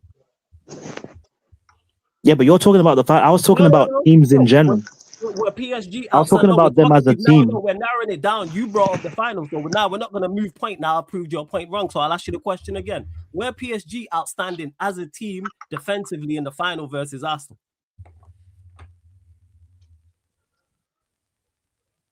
They were just good. They were just good. Okay. They weren't. They weren't you know the outstanding. answer, bro. Come on, Wait. Hold up, Corey. I'll ask you the question again. Were PSG outstanding defensively in the final against Arsenal? Yeah, I said they were good. They weren't outstanding. No, that's not answer. Were they outstanding? Yes or no? No, they weren't outstanding. Okay, finally we got there. So if they wasn't outstanding as a team defensively in the game, why are we going to be talking about them when we all agree that they weren't outstanding in the game? Are we going to talk about what? What, just that Why part are of we the going to game? talk about them being out? Yeah, no. Why are we going to talk about them if they was not explained to me? That makes no sense. So clear it up for me. Make it clear. If PSG were not defensively outstanding in the final, why are we going to talk about them being outstanding defensively? Because of their whole team and their whole performance across the tournament. Their whole team. So yeah, so we're not going to talk And their about whole and across the whole tournament. And that's my point. I was talking about multiple teams. I was talking about teams. I was talking about great teams in tournaments, and I was talking about how we talk about. Okay, cool. And many people talk about how good PSG are defensively. Many people talk about but when you hear people talk about PSG, though, most of the time it's about their attackers and their midfielders. Yeah, but Vikram, the reason for that is because like their attack is better though. Their attack is much better than the defense. Yeah, it is better. But these people talk about attacks. Yeah, but these guys also told me that Patrick was better than Saliba and Gabriel. But that's a whole different conversation. But that's a whole different. Wait. That's a red herring. That's nothing to do with what we're talking about. Yeah, but people were talking about, but people were talking about PSG defensive display in the second leg against Bayern Munich and Liverpool. Because in that second leg against Bayern Munich and that second leg against Liverpool, they were better defensively than they were offensively. Offensively, So in individual games, if you perform offensively better than you do defensively, people are going to talk about your attack. If you perform defensively, people are going to talk. So, for instance, when people mention Chelsea under Mourinho, what did he talk about first? Their attack or their defense? They talk about their defense because they only the defense. Tuchel as well. Like Lampard gets mentioned before you go, and Robin gets mentioned, and Drogba gets mentioned. I'm not saying their attackers don't, but people talk about them from a defensive standpoint. What are we doing here? Yeah, Tuchel's team as well. Why you brought up this point? But yeah, Tuchel's team as well. Tuchel's team that won the Champions League. Yeah, no like Tuchel's team, Havertz and that. People were talking about Rudiger, Christensen, all of them, man. Like, you know what I'm saying? Like, yeah, like you know what I'm saying. So it's like, you know what I'm saying. So like defense, yes, like obviously defensive might be not your preference, or defensive players might be not your preference, but that doesn't mean that that defensive players wasn't important in certain teams. That doesn't mean that they wasn't. No one said they're not important. No one said they're not important. My point is, no one said. My point is, no one grows up saying that. Oh yeah, I want to be Petr Cech or I want to be. Yeah, but some people. Now you're moving the goalpost again. Nobody said that at that time. That's something you added that no one. Because you know, because you know what the whole thing with this is, yeah. No. Before you go, Corey, no one spoke about what people wanted to grow up to be. That wasn't in the conversation. Yes, the whole conversation started because I remember the conversation. This whole conversation started with the Chouameni thing and how he was trying to diminish his ability because he's more of a defensive player than an offensive player, and then this is how the whole conversation diverted to how we always gravitate to offensive player more than defensive players, and then we made multiple examples of defensive players to the point where you was trying to diminish anything that defensive player was making. Like, you know what's crazy about that? My point was just that people in general they go to football and they watch football for the attackers mainly. You don't go to watch just slide tackles. But Victor, just because we don't watch it, just because the attacking is like mainly the highlights of the game, doesn't mean that like people can't still like appreciate the defensive side. Like what just said about I didn't say that people. I didn't say people didn't appreciate it. The exact same thing about Rice. No, but I see people say the exact same thing. It depends where you. All that, but bro, defensively, when you look at his game, it's elite, bro. I see people say the exact same thing, bro. The issue of the conversation is because you try to completely diminish it. That was the problem. That was the point. Yeah. Thank you for adding context. Yeah, and what was it? And what we will say, Vicar, it depends what country, and it depends where you are, bro. Because for example, Italians will mostly speak about the defensive side because the Italians are most famous for their defenders. You know what I'm saying? Like Italian people, I think, talk about more of their defense. Like they also had some of the best strikers in world football. Yeah, it's not just So it's not just like because. But his point is correct in regards to his preference because Italy don't produce wingers. Yeah, but they've also produced some of the best strikers we've ever seen. Absolutely. Yes. And who do we talk about more? Again, you keep making these mute points. Nobody said they don't produce world-class attackers. They have produced world-class attackers, a load of them, a lot of them. They've also improved. They've also made a lot of the best defensive players we've seen. That's where this stems from, was you was trying to diminish it. No one said anyone grows up to be a defender. Nobody said these things. Yeah, it depends. Before you go, King, when we and you was debating, nowhere did I say that. That wasn't even a part of it. You just keep moving the goalpost and bringing shit up that has nothing to do with what we were talking about. You was trying to diminish the defensive side of the game. And I was saying, we're not going to, you can do that. I'm not going to do that. And many appreciate that. Of course, the attackers are the ones that people remember. They're the ones that get the highlights. Most of my favorite United players are attackers. But that doesn't mean I disregard what the defensive players do. What are we talking about here? It just depends. Every country has different cultures in it. Every country has different cultures. Like Spanish, if you go to Spain, they're most famous for their tiki-taka. That's what they're most famous for. Spain are most famous. Obviously they had world-class defenders.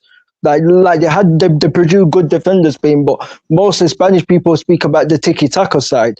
And obviously, like I said about the Italians, yes, Vickering, you are right that they did produce world-class attackers, but mostly, if we talk about Italy, the culture of Italy, the football culture of Italy, they speak about most of the defenders, like Maldini. People will say Chiellini, Benucci, they will bring up all of these names. So it depends. Do you know what it is? It's because it depends. Those are the parts of the team that those are the iconic parts. When you talk about Spain, you talk about the midfield. When you talk about Italy, we talk about the defense. Those are the iconic parts. Yeah. Those are the ones. That's what I'm saying. It depends. That you naturally talk about more.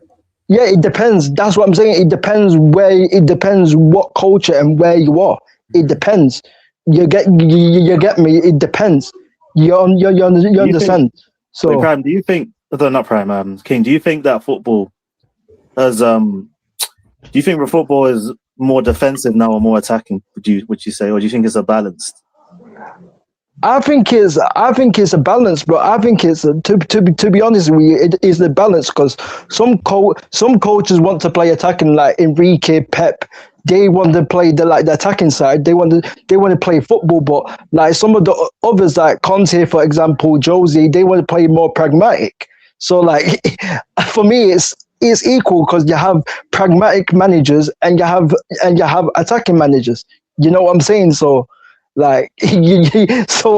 so for me, it's a bit of both. Next thing I would ask: do you think football is better to watch or worse to watch? For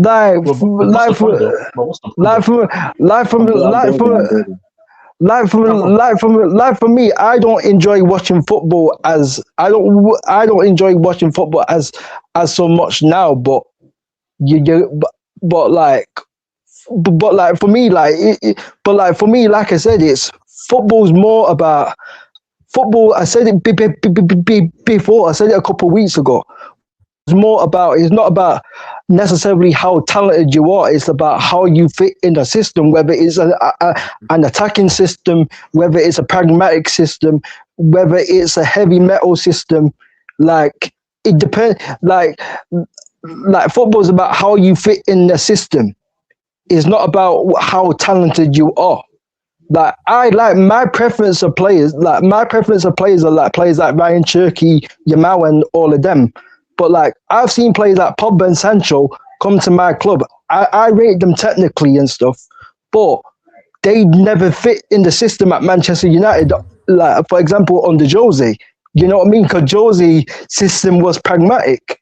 You know what I mean? So we all know Pogba and Sancho was talented, but talent isn't in nothing in football. It's about how you fit in the specific system. So for me, I don't think football is. You're going on a bit of a tangent, but my third question would be: do you think that the attackers? Do you think that both the attackers and defenders have regressed massively from where they used to be? I'm talking in general. Yeah. I would say so. I would say so. Yes, I would say so. Yes. Okay, and do you think that that's affected the quality of football at the moment? Yeah, like some of it's down to quality, but also some of it's about systems. It's not all about quality. I You think think it's more about the systems?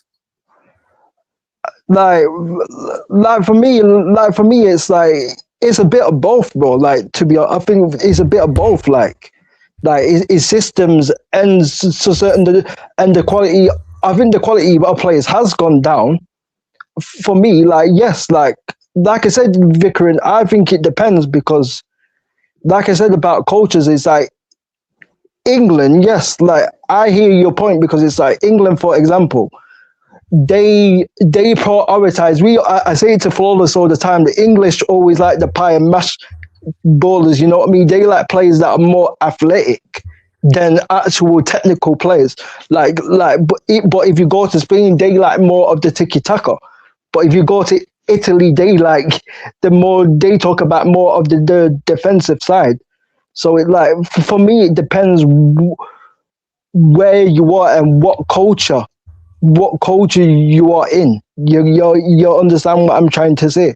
So it's so you think that the Italian cultures, mainly people in that culture, prefer to watch. Well, not prefer to watch, but like they're more in tune with like the more defensive side of the game. Yeah.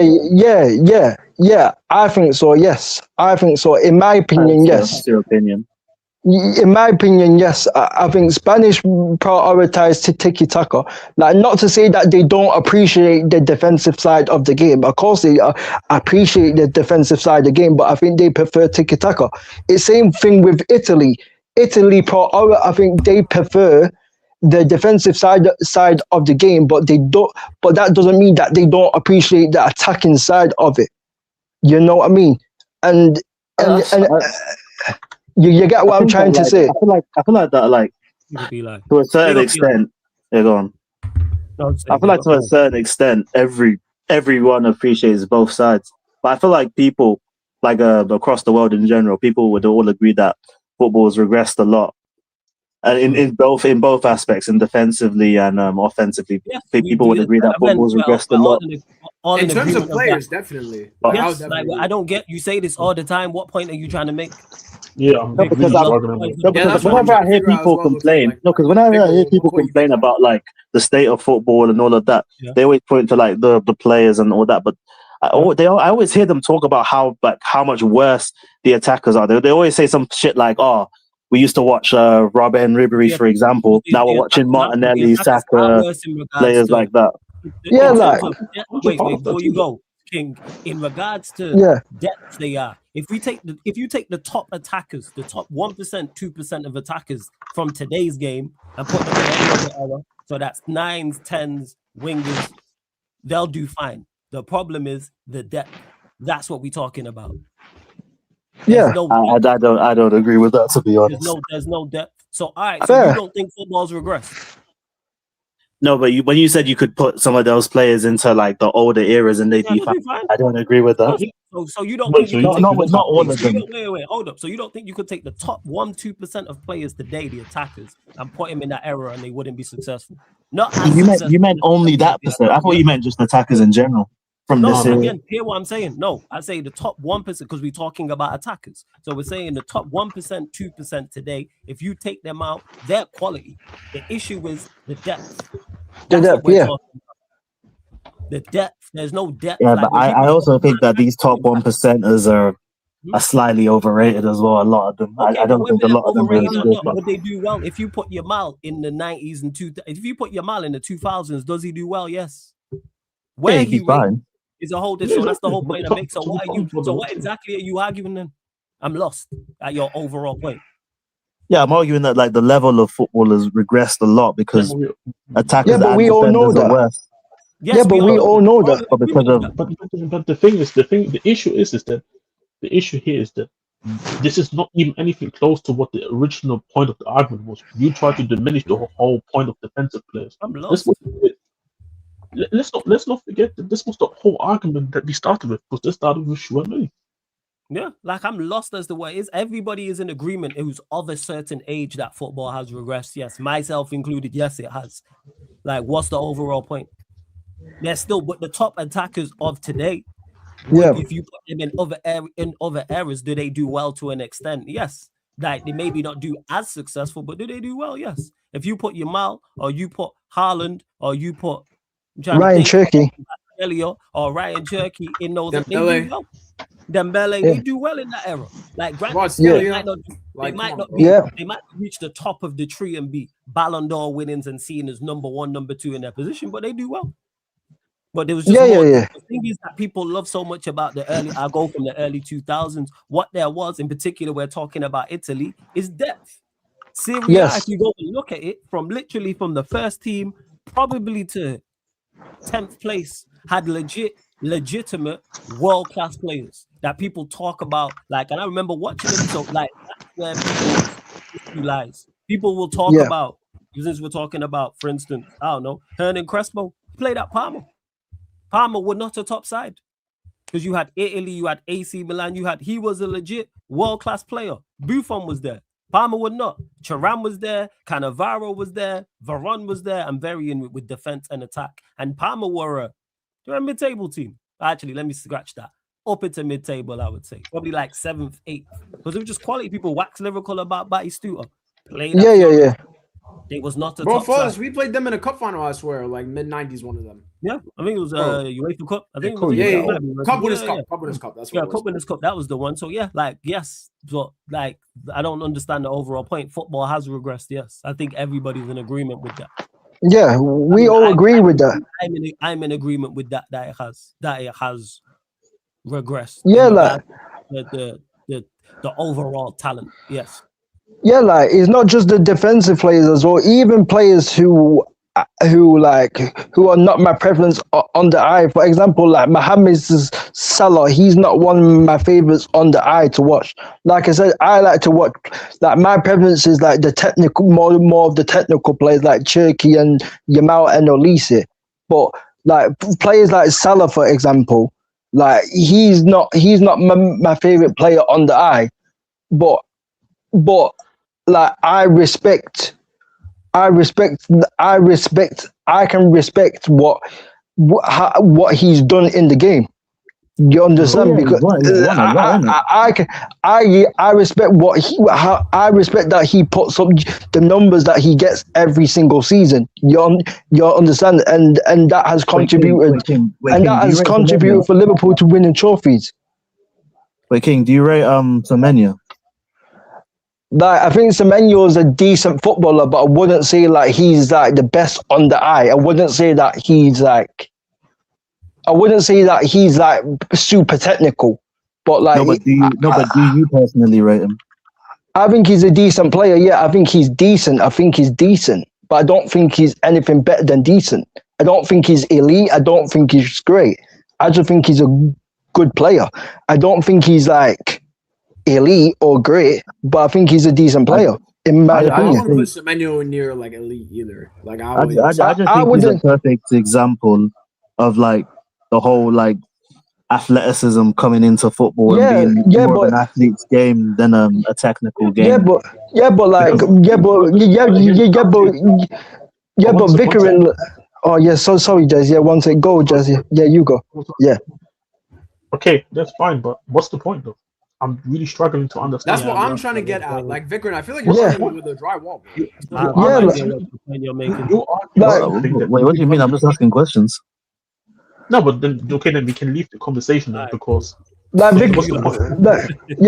gonna just ask Vickering one more thing. I just asked him if he rates the video. I'm about saying, "Oh, why are you not arguing with him? What you?" No.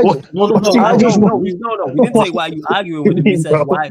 We're trying to understand. We're trying to figure out like what's the point. Why? All right, since we'll go here, why are you asking him about Semenyo? No, because I want to understand how. Like, I want to engage his level on how much he rates the player. Like Vickering, I would put it like this. Sorry. Why? No, because I just think that he's an example of why football's regressed. Yeah, but Vickering, before you go, King, we're all in agreement for the 10th time that football has regressed. Yeah. Nobody here is saying anything. I'm not seeing anybody say anywhere that football hasn't regressed. So what's your overall point? Yeah, but I said that. Wait. What's your overall point? We all know football's regressed. I've not seen anybody say it's gotten better. So what's your point? I've not heard nobody anywhere say, yeah, I think football's better now than it was 5 years ago or 10 years ago. Or I was about to say, folks, we don't even have to go back to like 90s, 2000s, bro. I can go back no to one said that. Yeah, like, who said this? Like, I don't understand what your point is. Nobody. Yeah, no one said that. Hasn't regressed. I'm lost. So can I said that. I'm confused. Yeah, like I don't know what asking him about Semenyo's got to do with anything. Yeah, I don't know in it. Like I just like I said, I just put play like this is how I put it, Vickering. Yeah, this is how I put it. I have categories of players. You have players for me. You have players for me that are trash.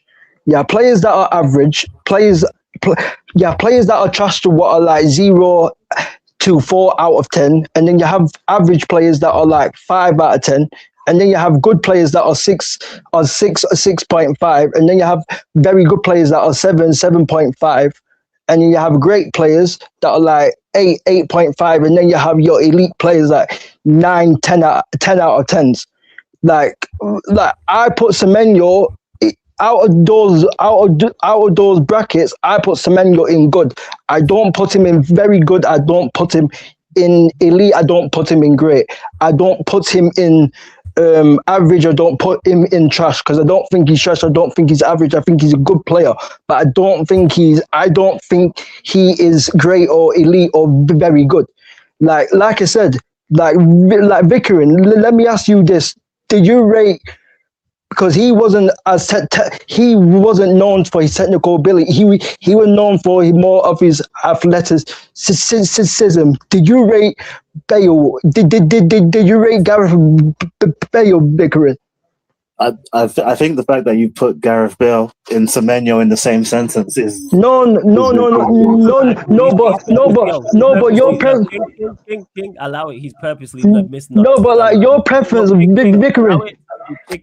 He's purposely doing that to you. Yeah, but I know his preference for like, I know his preference is like Neymar and players like that. Bale was technically ridiculous though. He wasn't just an athlete. Yeah, but he was more known for his athleticism.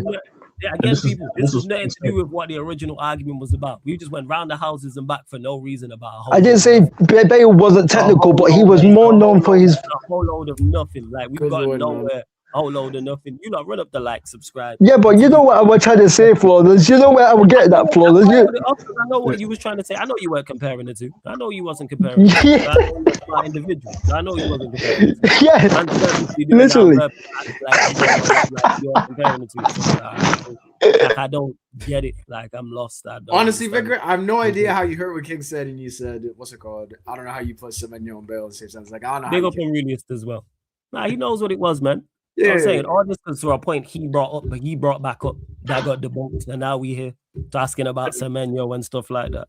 Like, bear in mind, I didn't bring up this point. He brought up this point, and I forgot the actual full context of it. I think we was talking about Harry Kane, and then we talking about finals, and then we talked about how we talk about attackers not stepping up in the final, and that's how we got in here. Yeah, that's how we got there. Yeah, like bro. That's how we got. Yeah, like I said, we like the thing is. Yes, like I've said before, attackers are always gonna, not always, but more often than not, they're the highlight reel, they're the goal scorer. Naturally, so they're gonna get more of the attention. Yeah, people point to that, but that's not to disregard the greats who did the other side of the game. So from your goalkeeper, your fullback, centre backs, defensive-minded midfield players, I would say. I'll just throw 6s and 8s all in there. As much as people will talk about on the ball players and what they did, for instance, that's why Casemiro's so revered. For what he did in particular. Honestly, Vicar, after listening to the whole thing, bro, I think you just mixed up people giving praise and credit to the defensive players and the defensive side of the game for people let's be honest. For people discrediting the attackers, bro, and saying Corey, let's be honest. And then you went on the whole tangent about football falling off, getting worse. Yeah, Fernandinho, Kante, and these players weren't technically amazing, but Fernandinho and Kante, but you could see Fernandinho was important for City. You could see Kante was important for Chelsea. What's the one thing we say about Kante, bro? He could run for hours. Hey, Corey, hold on a second. This is the same game that doesn't think that Kante's world class. So remember the conversation, Flawless. Like he's not about to play the World Cup, What are you talking about, man? What are you talking about? I remember. I legit can't remember. Brother. Yo, Vigran, did you think Kante was world class?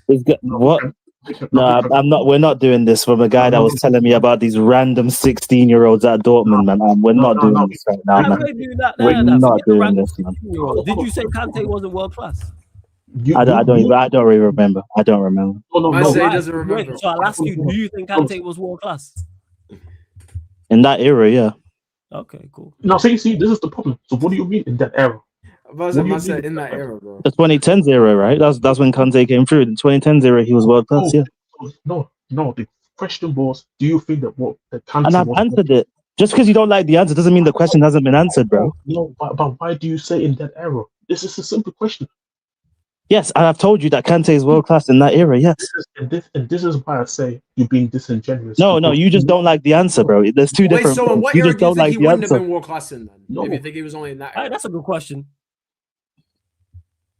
Pardon? What era do you think he wouldn't? He said what? Corey said, what era do you think he wouldn't have been world class in?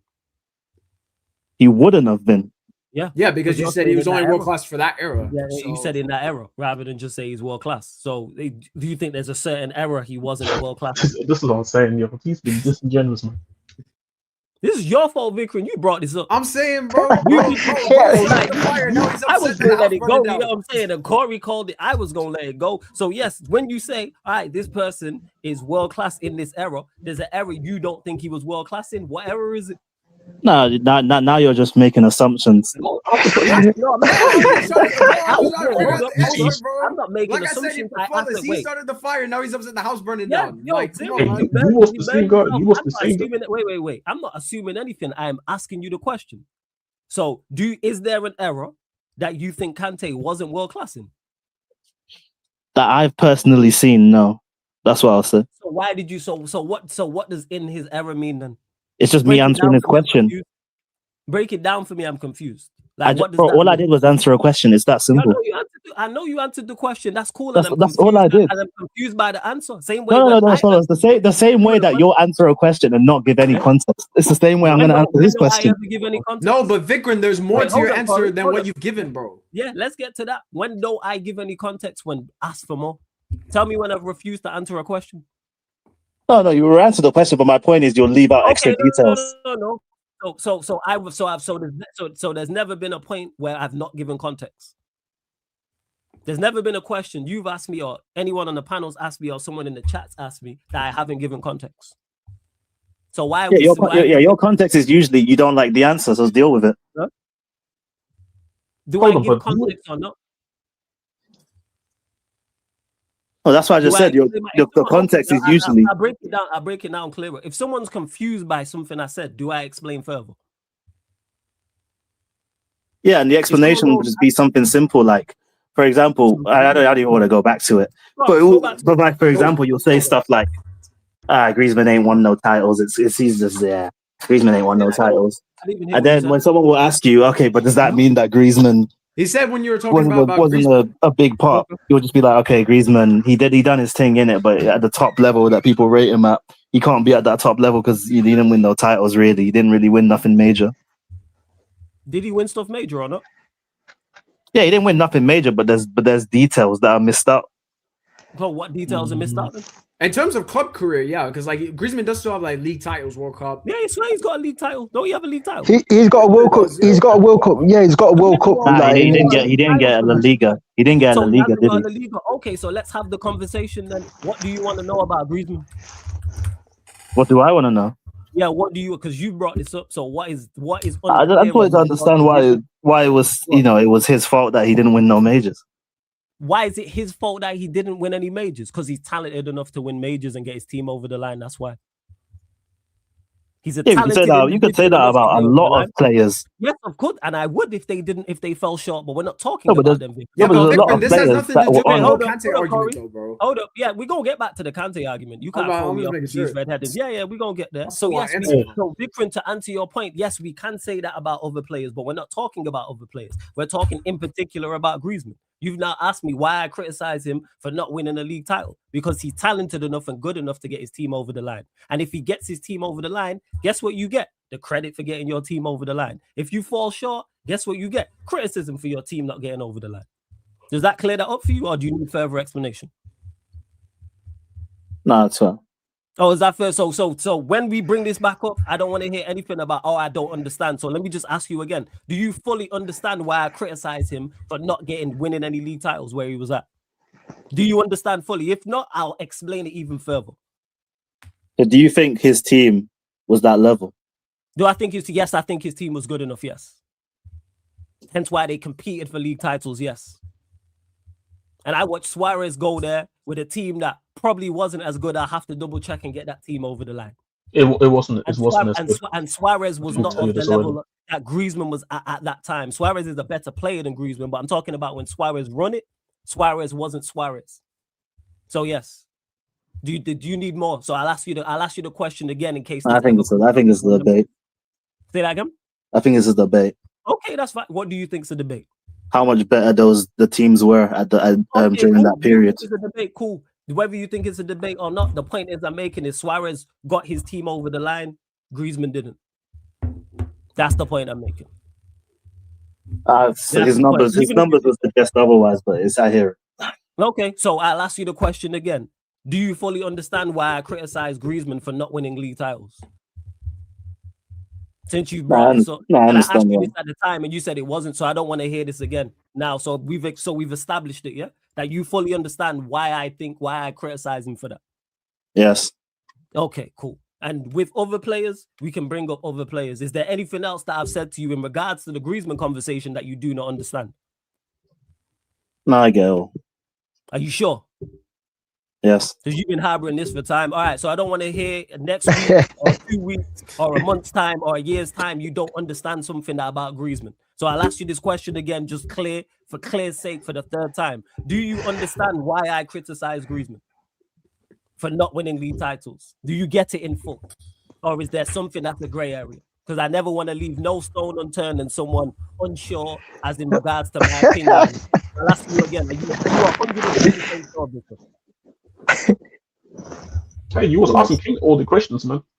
Yeah, like, are you 110% sure? And I answered them. Feel free to ask me any question you want now about Griezmann, and I'll answer it to the best of my ability. And if once I've answered it, you're still confused, I will explain further. So do you fully understand why I've criticized him the way I do for not getting over the line?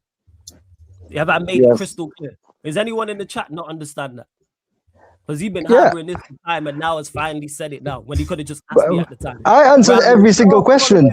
Flawless is being I can't even remember what he said, like, oh, you know what you're doing and all this, like, all this nonsense. No, like, that's not what the case is. I am crystal, whether you agree with me or disagree with me, I'm crystal clear in everything I say. And if someone's confused by something, I will explain further. So back to it anyway in regards to Kante, because we're not getting off that. What error was Kante not world class in? Because you said he was world class in an error. So is there an error? Let me clarify that. Is there an error he wasn't world class in? Not that I've personally seen. Okay. So which error of Kante did you not see?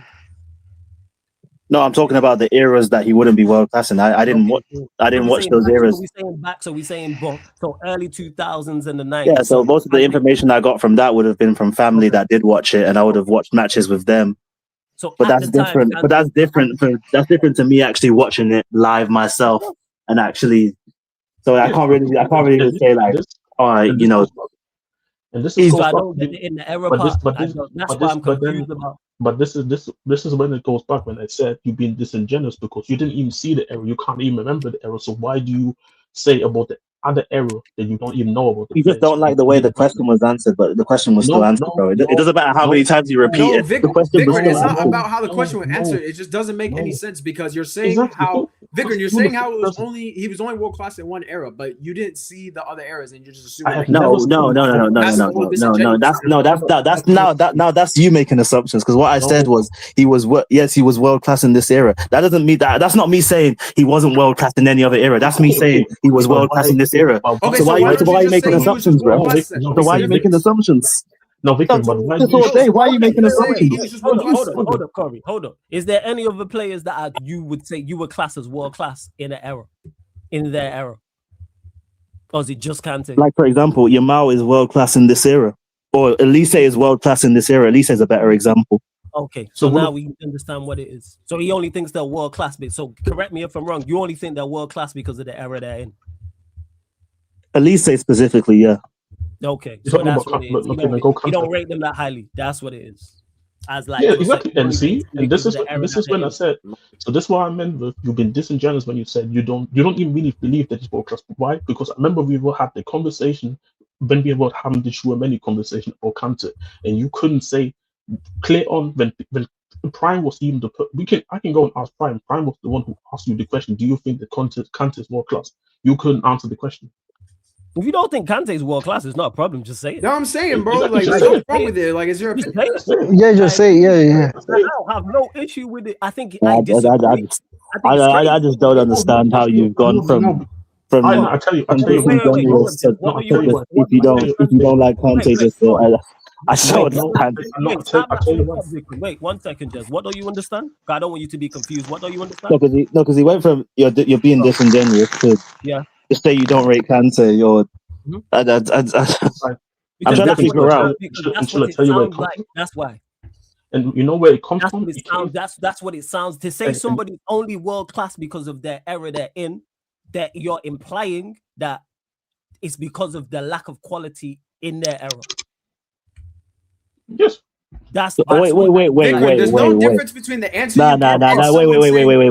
We're gonna go back to what he just said. Wait. We're gonna go back to what he just said. So you're telling me that a statement can have a different meaning depending on how you say it. That's what you're telling me. Yeah, of course. But when I said that in the group chat, you were like, "I'm in my feelings." That's what you said. I haven't forgotten, you know.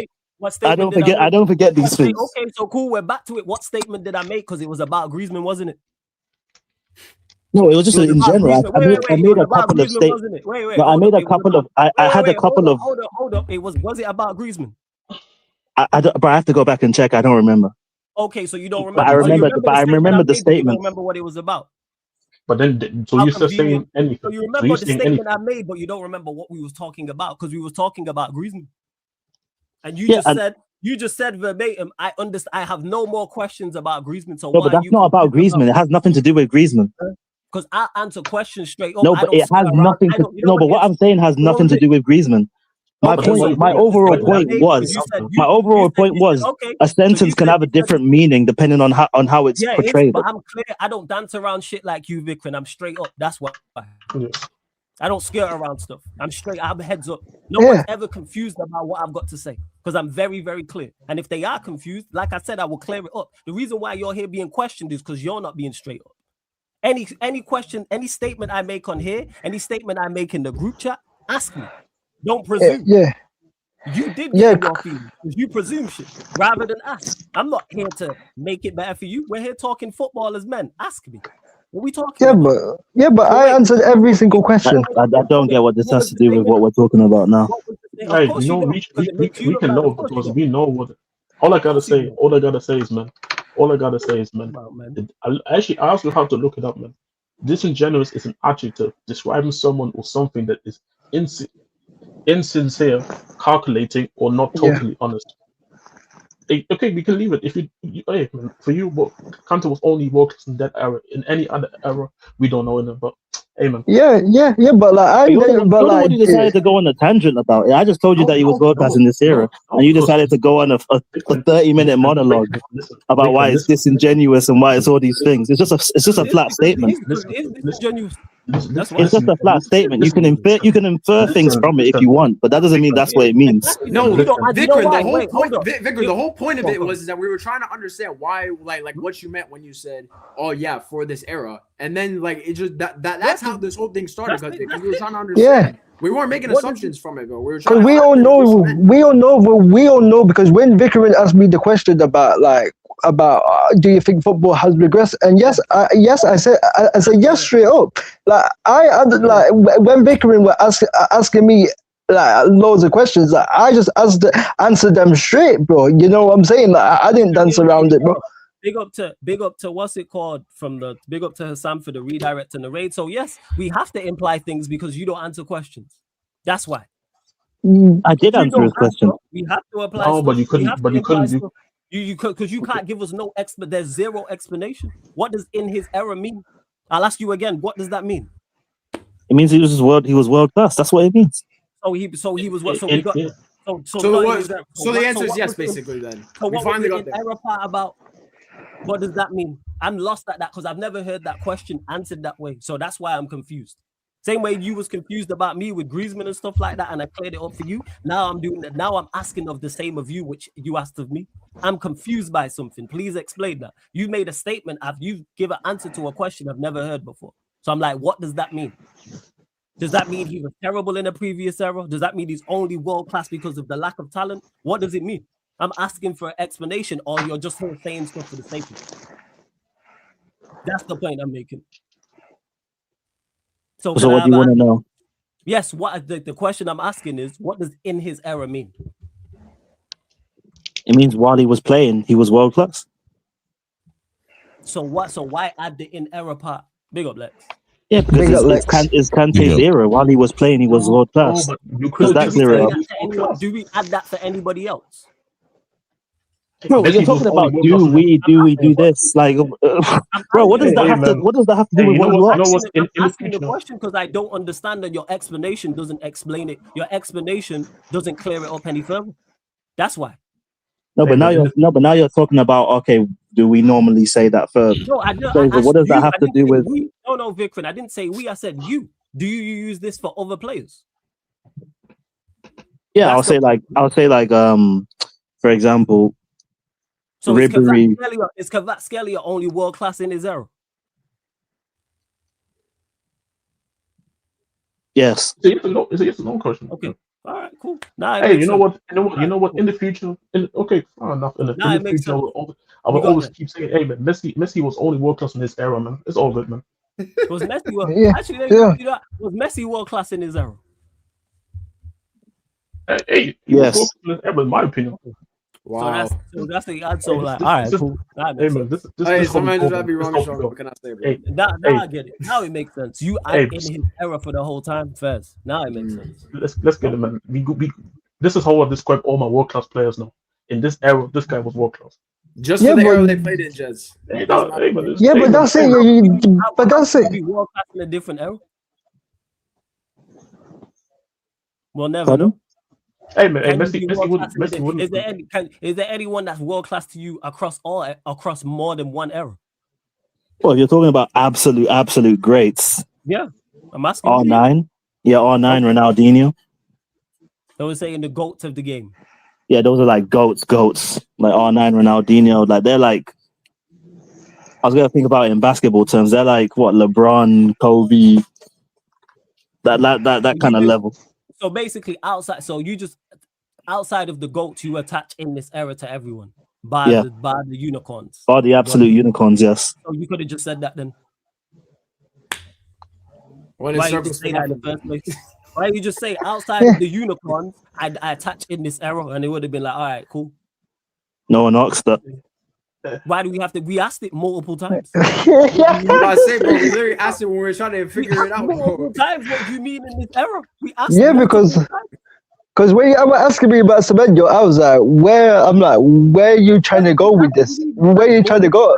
Multiple times. What does in this era mean? Now we've got here. So when you're talking about world class players, you're talking about just the unicorns and the Mount Rushmore candidates, and those were cool. Everyone else was world class in their era. So now it makes sense. When you say Kante was world class in his era, you think he was world class? Cool. But don't act like it's crazy to ask that because I've never heard anyone answer that question. For clarification, to clear it up. That's all. Well, you actually do think he was world class first? Hey, but human. I gotta dip, man, because I gotta watch this NBA finals because this is the greatest NBA finals in this era. Big up, yeah, we're gonna redirect. Big up, big up, Jess. Big up, Jess. Big up, Jess. Jess is hilarious, bro. What are you saying, Lex? The best NBA finals for this. Big up, Lex. What you saying, man? Big up, Lex, man. We are closing out shortly, man. Thoughts on yo, whatever you want to talk about, fam. Floor is yours, man. Me no, I just a pass through, yo, innit? Yeah. Nah, just a pass through. I'm just there, man. Yeah, I hear it, man. Not really there for pass through. Bayern just had the smoking guns for the whole. They call it. They might try to get the hype off of Olise in it, so them just have to do a look crazy. You know what I mean? But, just a trick side trade, bro. That's it. Just some like a media scurry in it. Yeah. Oh, big up Ahmed as well. Long time, man. Shouts to the Bridge Nation. You know, make sure you The subscribe. Lex, what are you saying about Ilaraiola? What are you saying about that, bro? Like, do you think it's a good? Do you think David Ilaraiola is good appointment? Whatever That's you what I'm say asking. whatever you say about Carrick, me I say about Iraola, blood. Big man thing. You saying Ariola's army, yeah? Is that what you Huh? saying? Like, I hear you. That's what King's on. He's Carrick Cartel. So you Come on, Ariola's big army. man You thing, know? same. I said Carrick Cartel. King's Carrick Cartel. That's why he left. Yo, I said, hold on now. That's for me in the Eddie and G conversation. I hear it, man. I hear it. King, I'm sorry, you know, that was unnecessary. I apologize, man. That should have been necessary. I apologize. Listen, I'm happy that Carrick's got the job, but I want to see what he does in it. You know what I'm saying? I want to see what he. You're not Carrick Cartel.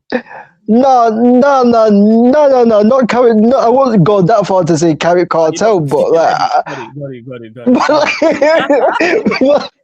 because they're recruiting, man. The crew seems to be getting bigger the whole time, man. They're getting bigger the whole time, man. Like the army, man. Like new recruits every day. New recruits to the Carrick Cartel every day, every stream. I see in CCs in the chat. If Carrick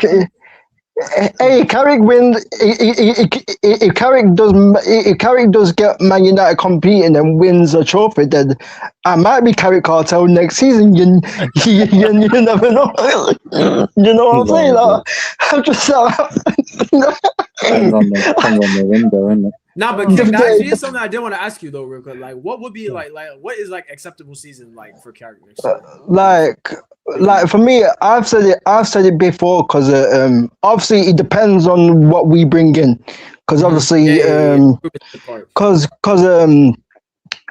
Ineos have said that they want to make 5 signings minimum, and Ben Jacobs said during the end of the season, if we sell players, then we can bring in 6 to 7. So basically, if we sell Ugarte and we sell Greenwood, then we get rid of Rashford, for example, and we get rid of other players, we can bring in 6 to 7. But at minimum, we plan to make 5 signings. If Carrick gets 5 signings or more this summer, so if Carrick gets the 3 quality midfielders, for example, and then he gets a quality left back, and then he gets a centre back, for example, and then if he gets more like a right back or like a left winger, for example, like for me, like obviously United finish 14 points behind Arsenal, and obviously we finished 7 points behind Man City. So obviously we finished on United finished on 71 points. So for me, obviously I think Arsenal are going to be up there again competing, challenging. I think City will be competing as well, because I think obviously their owners, Man City, are run well as a club. So like, the corner kicks are gonna work next season again. Hey, like next year, bro. Yeah, like I just like for me, Corey. Yeah, Carrick has to win a domestic at least, because we've seen worse Manchester United teams win a domestic, whether that's the Carabao Cup, FA Cup. We've seen Garnacho and Højlund and them man win freaking Carabao Cups. That's what I'm saying. So that's why, obviously, if we go out against Man City, then it's like, unless we get knocked out by Man City, then it's not like a disaster if we get knocked out by Man City, because Man City are still better than United right now. But I still expect United to win a domestic, and I expect Man United to at least close the gap closer top of the table. I think we have to be at least. I think Man United have to be at least. We finished 14 points behind Arsenal. Say if Arsenal win the league next season, we have to be at least, for me, 8 to 9 points behind Arsenal and win a trophy. And And that'd be a good season for him. I can't lie. That's for me, because when I'm looking at it, the Premier League right now, like obviously, like Arsenal when Arsenal won the league this season. Arsenal winning the league this season showed me that with the right recruitment, that any team can be up there. And any team, you know what I'm saying? Any team can be up there, because like majority of people were saying at the start of this season that Liverpool were going to win the Premier League, but we've seen how that planned out under Hank from Breaking Bad, Arnie Slot. We've seen how that has played out, and obviously the Premier League isn't as same as it once was with Pep and Klopp, where they were getting 97 and 99 points. Like now, to win the Premier League, you probably need 85 to you probably need 83 to 85 points to win the Premier League. And Man United got 71 points this season. So if Man United if we at least get 77, or if we get at least 77 to like 70, 79 or 80 points, you hear what and we win the hold on. That's double Z. No, basically, King, what you're saying is if you might win like four more games, basically. Go on. Go on. How much games Amarin play for the last season of the league? In the league? In the league, probably about 9. I think it was about 19. 19. I think about 19. I think it was about 19. I think it was about 19 games, because Fletcher came in for like 2 games. You man were absolute dog shit for 19 games, and the only improvement you think you can get on 71 points is 6 more points. Hey brother, listen, I have some news. But just say it on the stream a while ago now, because of Liverpool stream. Because of no. I'm not going to repeat it for your satisfaction. I'm not going to repeat it for your satisfaction. What are you trying to say? What are you trying to say, Alex? Because watch there. The man Amarim had 19 games with you, man, and you still got 71 points. Yeah? Yeah. So you're saying the only improvement you expect on next season from Carrick with players is 2 more wins. Yeah, but Lex, you don't understand, man. We've been told all summer that Carrick's rubbish, the entire coaching staff's rubbish, everyone's rubbish. Like they've been scamming their way through games. It's not sustainable. Lex, I don't think we're going to win the league. No, but scamming. When Cunha made the turn upon this Declan Rice and slap it in the bottom corner, that was scamming. When Dorgu slapped the volley in the top corner, that was scamming. You man, that's some step on the next stream. All of you man, Chelsea and all of you man. If you man fuck around, you gonna find out, blood. Because these dickheads, yeah, them a do things with me. May I tell them say, yo, may I see things with me, Freedom? Yeah? Man, them a laugh after me. We just lose the centre back. Man, them a talk about Dear Monday and Bumble Club, Barcola. Dear Monday and fucking Barcola, and we have 2 Bumble Club centre back.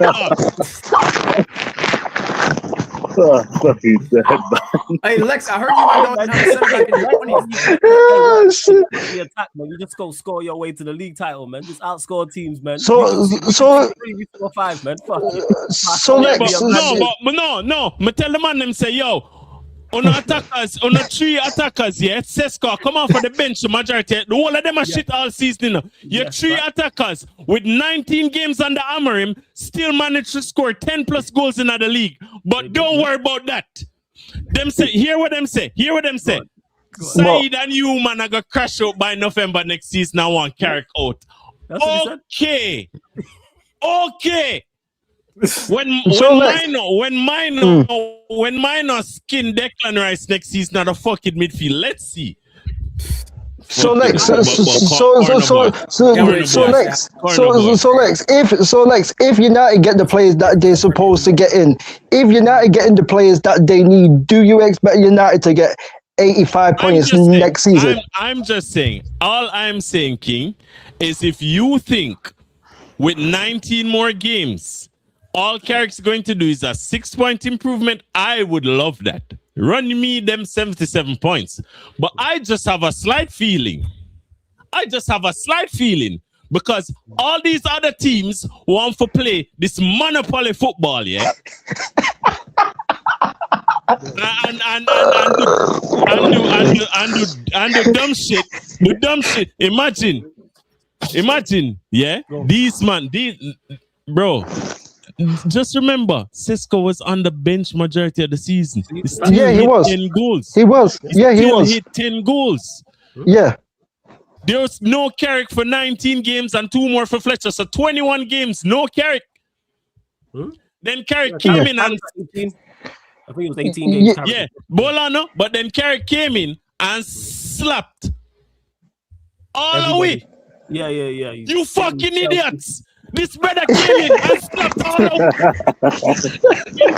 In Arsenal, dog. And you man want to hound me out. Man, them a tell me in the chat, I send them. Them a use them hard-earned money and send super chats. Say me need to learn to use my brain. All right. Okay. Because I'm me the fucking idiot. Make we see blood clot next season.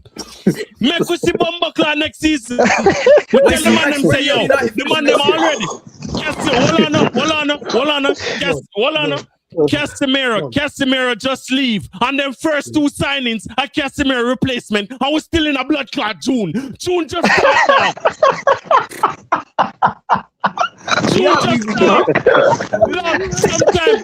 Sometimes you have to know when you're up to buy military artillery, dog.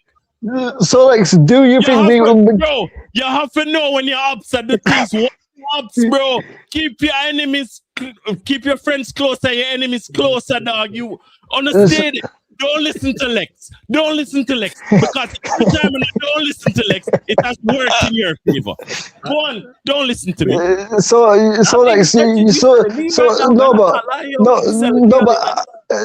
I'm trying to say that to probably win the Prem now, you probably need like 85 points.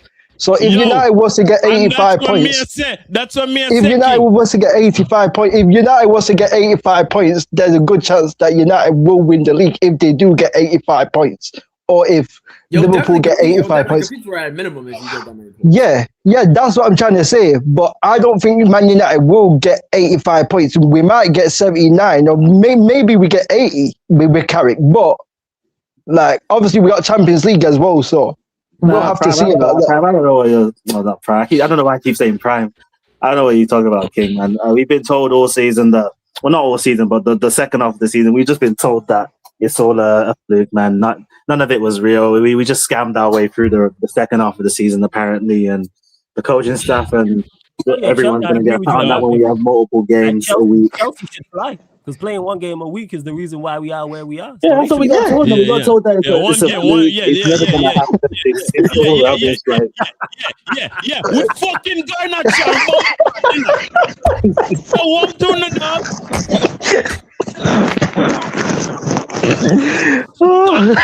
Alonso, all of a sudden now Garnacho gonna start rapid top bins because them have Xabi Alonso.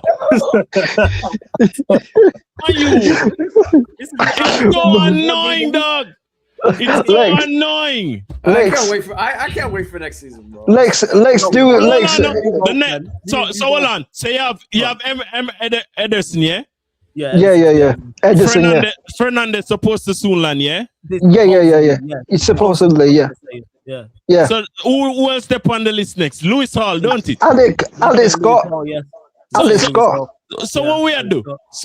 Dog? Like what we really do? Dog? I hear you. It looks good. Yeah, I hear you. It needs to happen. Yeah, it just needs to happen. Yeah, like Lex do it. Finally, Bruno can spam the ball without no. Because we just witnessed a manager come in and say, wait, Bruno should not play in the pivot. And then put him up, and then put him further up. Voila, Bruno breaks the assist record. So the fuck you think I got next season when the same fucking manager have the man them from the start of the season? Man, you just using a brain, dog. I hear you. Just me. I hear you. We just need to see it. The money I got depend for no fucking. You think the money are gonna depend on no fucking corner boys next season? You think the man them are got a group up around the keeper and a fund on the fucking keeper just to score goals? The best chance to win league out of anyone on this panel, bro. So I'm sure. Leave this shit behind me. Coming back to this shit next. Yeah, man. Because 25% are going in the possession are going in the league next season. Don't worry yourself. I get what like. Hey, bro. When Maresca is the best chance of someone snatching my chain, I'll gladly take my. Bro, you know what's funny? You know what's funny? You know when Manchester United, you know when United had Ruven Nistelrooy, yeah? You know when people were saying, oh, Ruven Nistelrooy is gonna get Highland the Garnacho scoring goals. You know, you remember that, Lex? You remember that, Lex? You remember that, Lex? You remember that, Lex? You know, funny flawless. You know, funny man them. Go. All I'm saying is that United are dark horses. Me never say nothing else, you know. That's all I say. The man them are dark horses. You Liverpool. It's Liverpool. But every man getting at them feelings. Yeah, of course, because it's Liverpool. That's what. Yeah, but I mean, we could be dark horses. I mean, United could be dark. All of a sudden, man can't chat sense then. You can, but they just don't want to hear it. You can talk sense what you are like. Again, what you are. I don't disagree with what you said made sense. I just need them to do the business in said window. That's all it is. You make valid points when you mention about how bad United were and how all of our attackers then went and got 10 plus goals and how many points we got and we won 12 out. I think it was 12 out of 18 or maybe 13, like whatever. Like, trust me, I'm with it. And they're looking to sign we sold Cass. We're looking to sign multiple midfielders. Lewis Hall, potentially a centre back, potentially a left winger. I hear you on it. Yeah, we should be challenging. In regards to get the business done, but but Flawless, I've said this, Flawless. We should be challenging, Flawless. I said this. We should be challenging. I mean, we should be challenging next season, bro. Like we should be challenging. We should be challenging. I think next season, like we get the signings that we are supposed to get. We are supposed to be challenging because 85 points, bro. 85, bro. You only need 85 points to win the league now, bro. And it's like, bro, and it's like, bro. And this is why I've got so mad at Ineos here, is that, bro, if Ineos would have freaking sacked Amorim freaking earlier, bro, like, bro, Man United only needed like five wins, bro. Bro, we lost 1-0 to Everton, bro. We drew 2-2 against Tottenham. We drew 1-1 against West Ham. We drew 1-1 against Wolves, bro. You don't even got to remind me of all of them. All of them. Don't do the what if you don't like them. You made me crash out, King. You gonna all of them, bro. We could do this. No, but you get you crash out. Yes, like, it don't happen often, but what King is saying, I have thought about consistently all year long.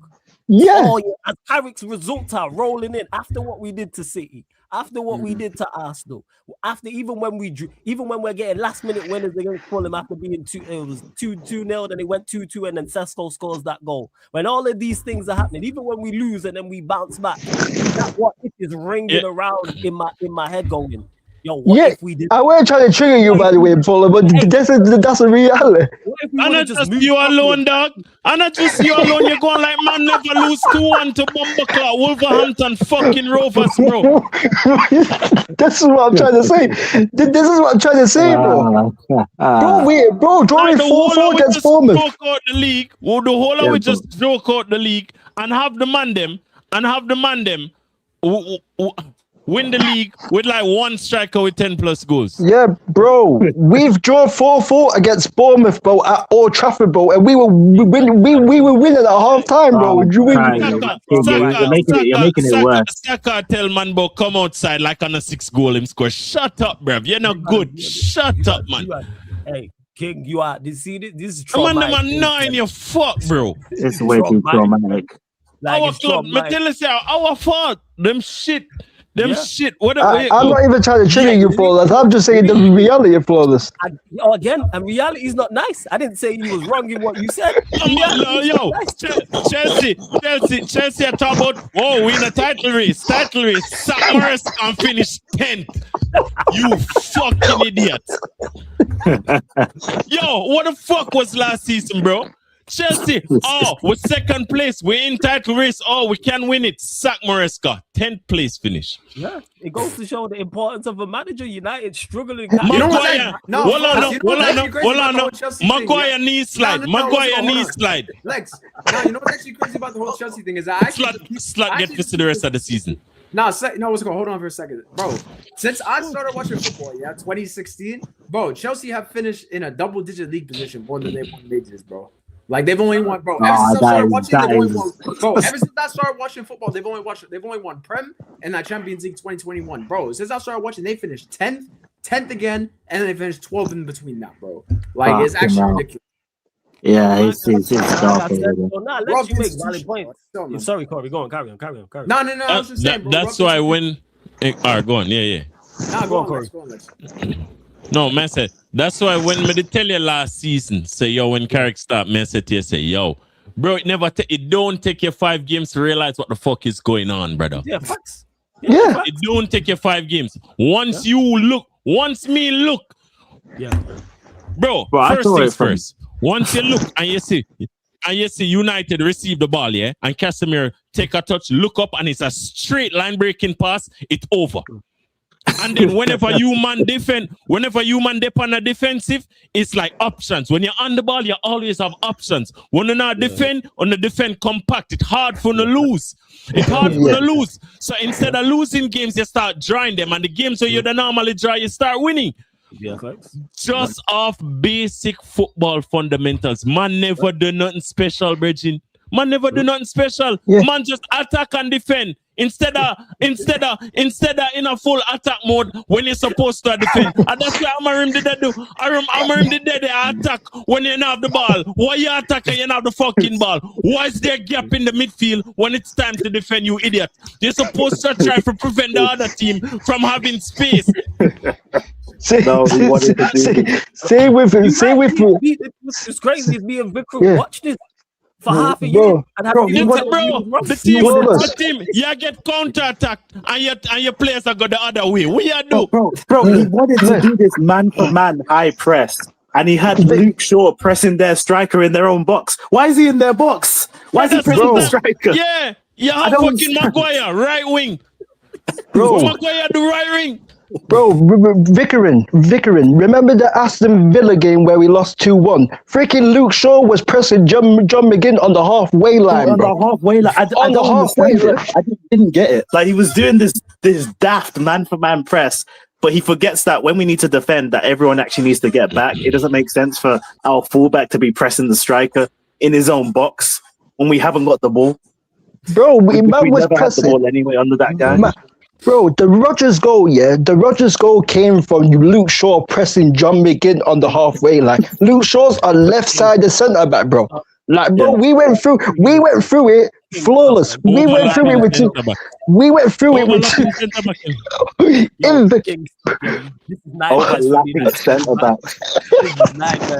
I was in such a dark footballing place at that point. And we got away with it. What?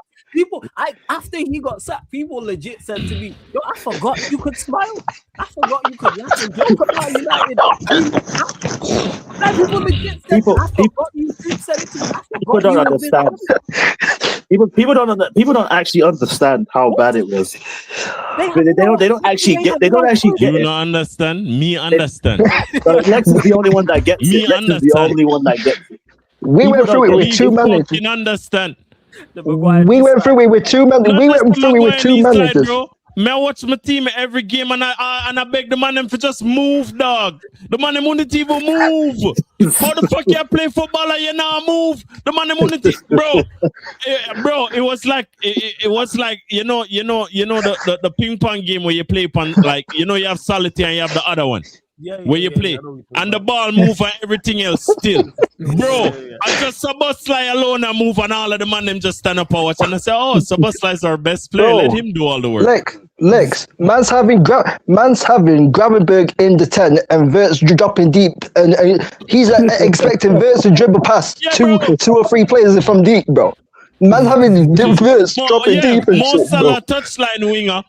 Mo Salah, hold on, this fucking dickhead just win the league, yeah, and then tell Mo Salah forgot touchline. I have Frimpong underlap. I'm Bradley underlap. I'm Mo Salah out on the touchline, and guess what? Salah still score more goal than Saka. Me like how much like of an ego like managers can have. Man, Salah had Salah can have the season he had last year, bro, where he literally put the entire team of Liverpool on his back, and the following season, just because he won the league, you'd be like, all right, you know what? I'm the manager. We do things my way now. We're going to do it. Corey, this is where you shouldn't be surprised. He actually won the league. This manager, our manager, had ego, and he almost relegated us. And he still had ego. This guy was talking about good times coming, and he gave a speech at the end of a season that we just finished 15th in. Started talking about good times, this and the storm. I told you the storm was coming. He started going on monologues. This guy was sounding like a super that's where you like, and then in the middle of the next season, I tell them and them say, you know what, fuck the good times. We still have more separation. Only for the sack him and win 4 games from the bounce. Bro, I'm surprised I don't see Carrot Cartel on there, bro. Hold on.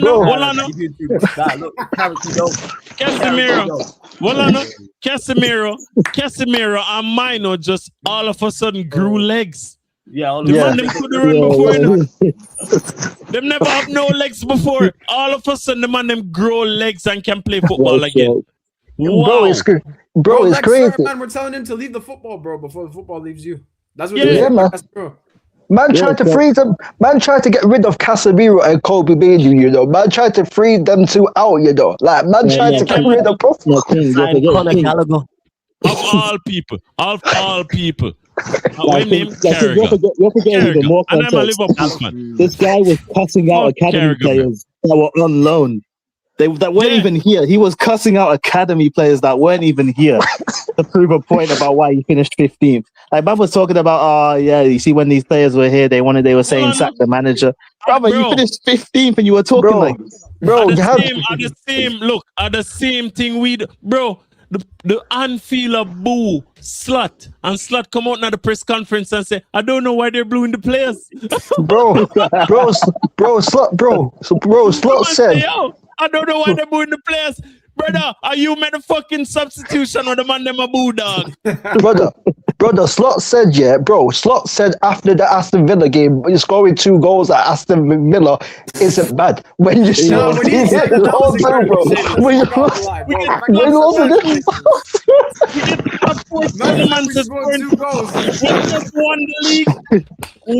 are you saying?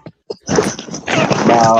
What was even crazier was when you won a Champions League game and his brother started talking about like you losing in the Champions League to Atlanta on the Klopp. Like why did he randomly bring up Klopp after a win? The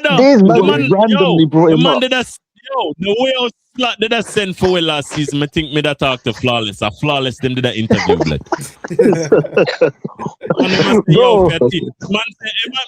Me think of AI. When me watch the fucking interviews, me think of AI. The man said for a club that hasn't only won the league twice in 30 years. I don't know. Flawless, you hear that, bro? He said you got as much PR training as Slot, man. Bro, these managers are clued, bro. I even remember Ten Hag, bro, talking about he benched Rafi over man like Lorenzo Ten Hag, yeah. Bench Rafi over Varane in the Manchester derby because of tactics. And the man came because of tactics. The following game that Rafi Varane came in against Liverpool, he got mad of the match. Well, I know. He got mad of the match, bro. And this guy was talking about tactics, bro. Why he didn't start him against Man City. Come on, man. Man, bench Eketike and start Gakpo as striker, blood. Bro. Nothing wrong with Eketike.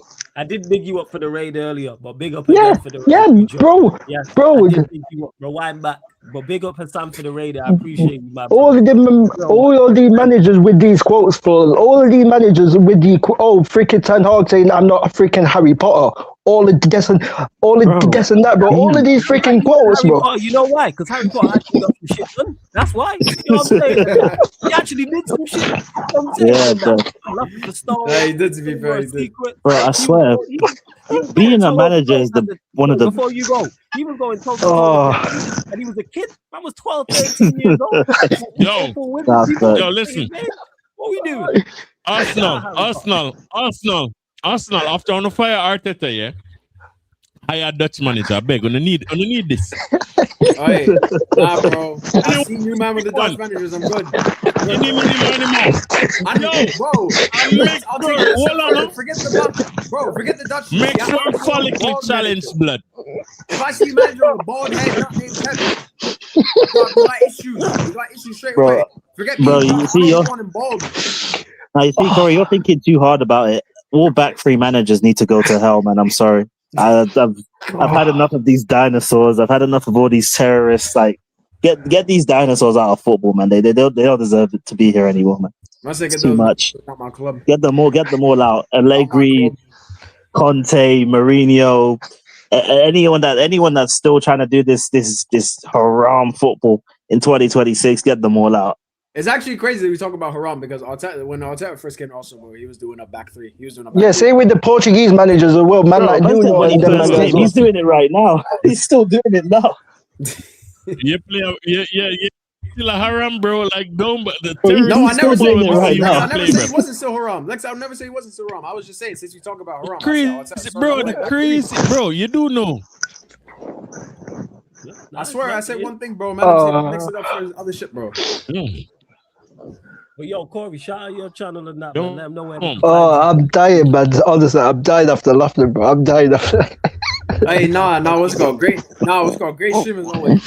What's it called? Corey AFC, as right there, man. What's it called? YouTube, Twitter, you man can find me, all that good shit. I got transfer videos coming up as well, man. So yeah, big up for all this every time having me on, bro. You already know, man. Corey I'm not gonna lie, bro. We hit new levels today with that can't say argument. I'm not gonna lie. Man said world class for this era. That's new shit I heard, man. You ain't getting you ain't getting this content anywhere else, man. Corey AFC, the link's in the title, people. Make sure you lot subscribe to Lex's channel. Lex, what you saying, Lex? The transfer videos, World Cup content, or is it just subscribing to what one? Mega do an Areola stream. And mega do a World Cup stream. Okay, there you go, people. So make sure you subscribe. I don't know when. All right, just subscribe, and then when he goes live, you'll be there. Same way with Corey as well. Corey AFC. The links are all in the title as well, underneath in the description. Hit the subscribe button, hit the notification bell, all that good stuff as well. I know the NBA Finals game 2 has started, so people leave the stream. We go redirect over to the next. I'm dying, yo. Not today, runs a fight. Tomorrow. Oh, yeah, runs a fight. Or tomorrow? Yeah, tomorrow. The 6th of June. Yeah. The 6th of June. So it'll be tonight for us in the UK. Yeah. He was already there. I seen him in his story. Him and someone was going back and forth, some other fighter or some shit. So yeah, shouts to Rants every single time. Shout out to Rants. Make sure to everyone who's locked in. If you can't make it there, obviously it's in Manchester. If you can't make it, buy the pay-per-view. Pay-per-view is only $9, man. So go support the man and still. But if you can get there, get there. I know Saeed's going. Expressions will obviously be there. There's a few others. I'm pulling up. So yeah, there's gonna be a few people there, 100%. More than a few, probably, to be honest. See more people in there. So yeah, people, right? We're gonna redirect over. But don't forget, this show, all the other shows on the channel are available on all audio platforms, Spotify, iTunes, SoundCloud. If you want to listen to the madness that is Sarcasm City in a nutshell. But like I said, redirecting over to the NBA Finals Game 2 game. It's currently 18-13 to the Spurs, 5:46 to go in the first. This has been the Sarcasm City Sports Q&A live on the Sarcasm City TV YouTube. Thank you very much for tuning in. Oh yeah, big up Blank for the super chat earlier as well. Big up Blank.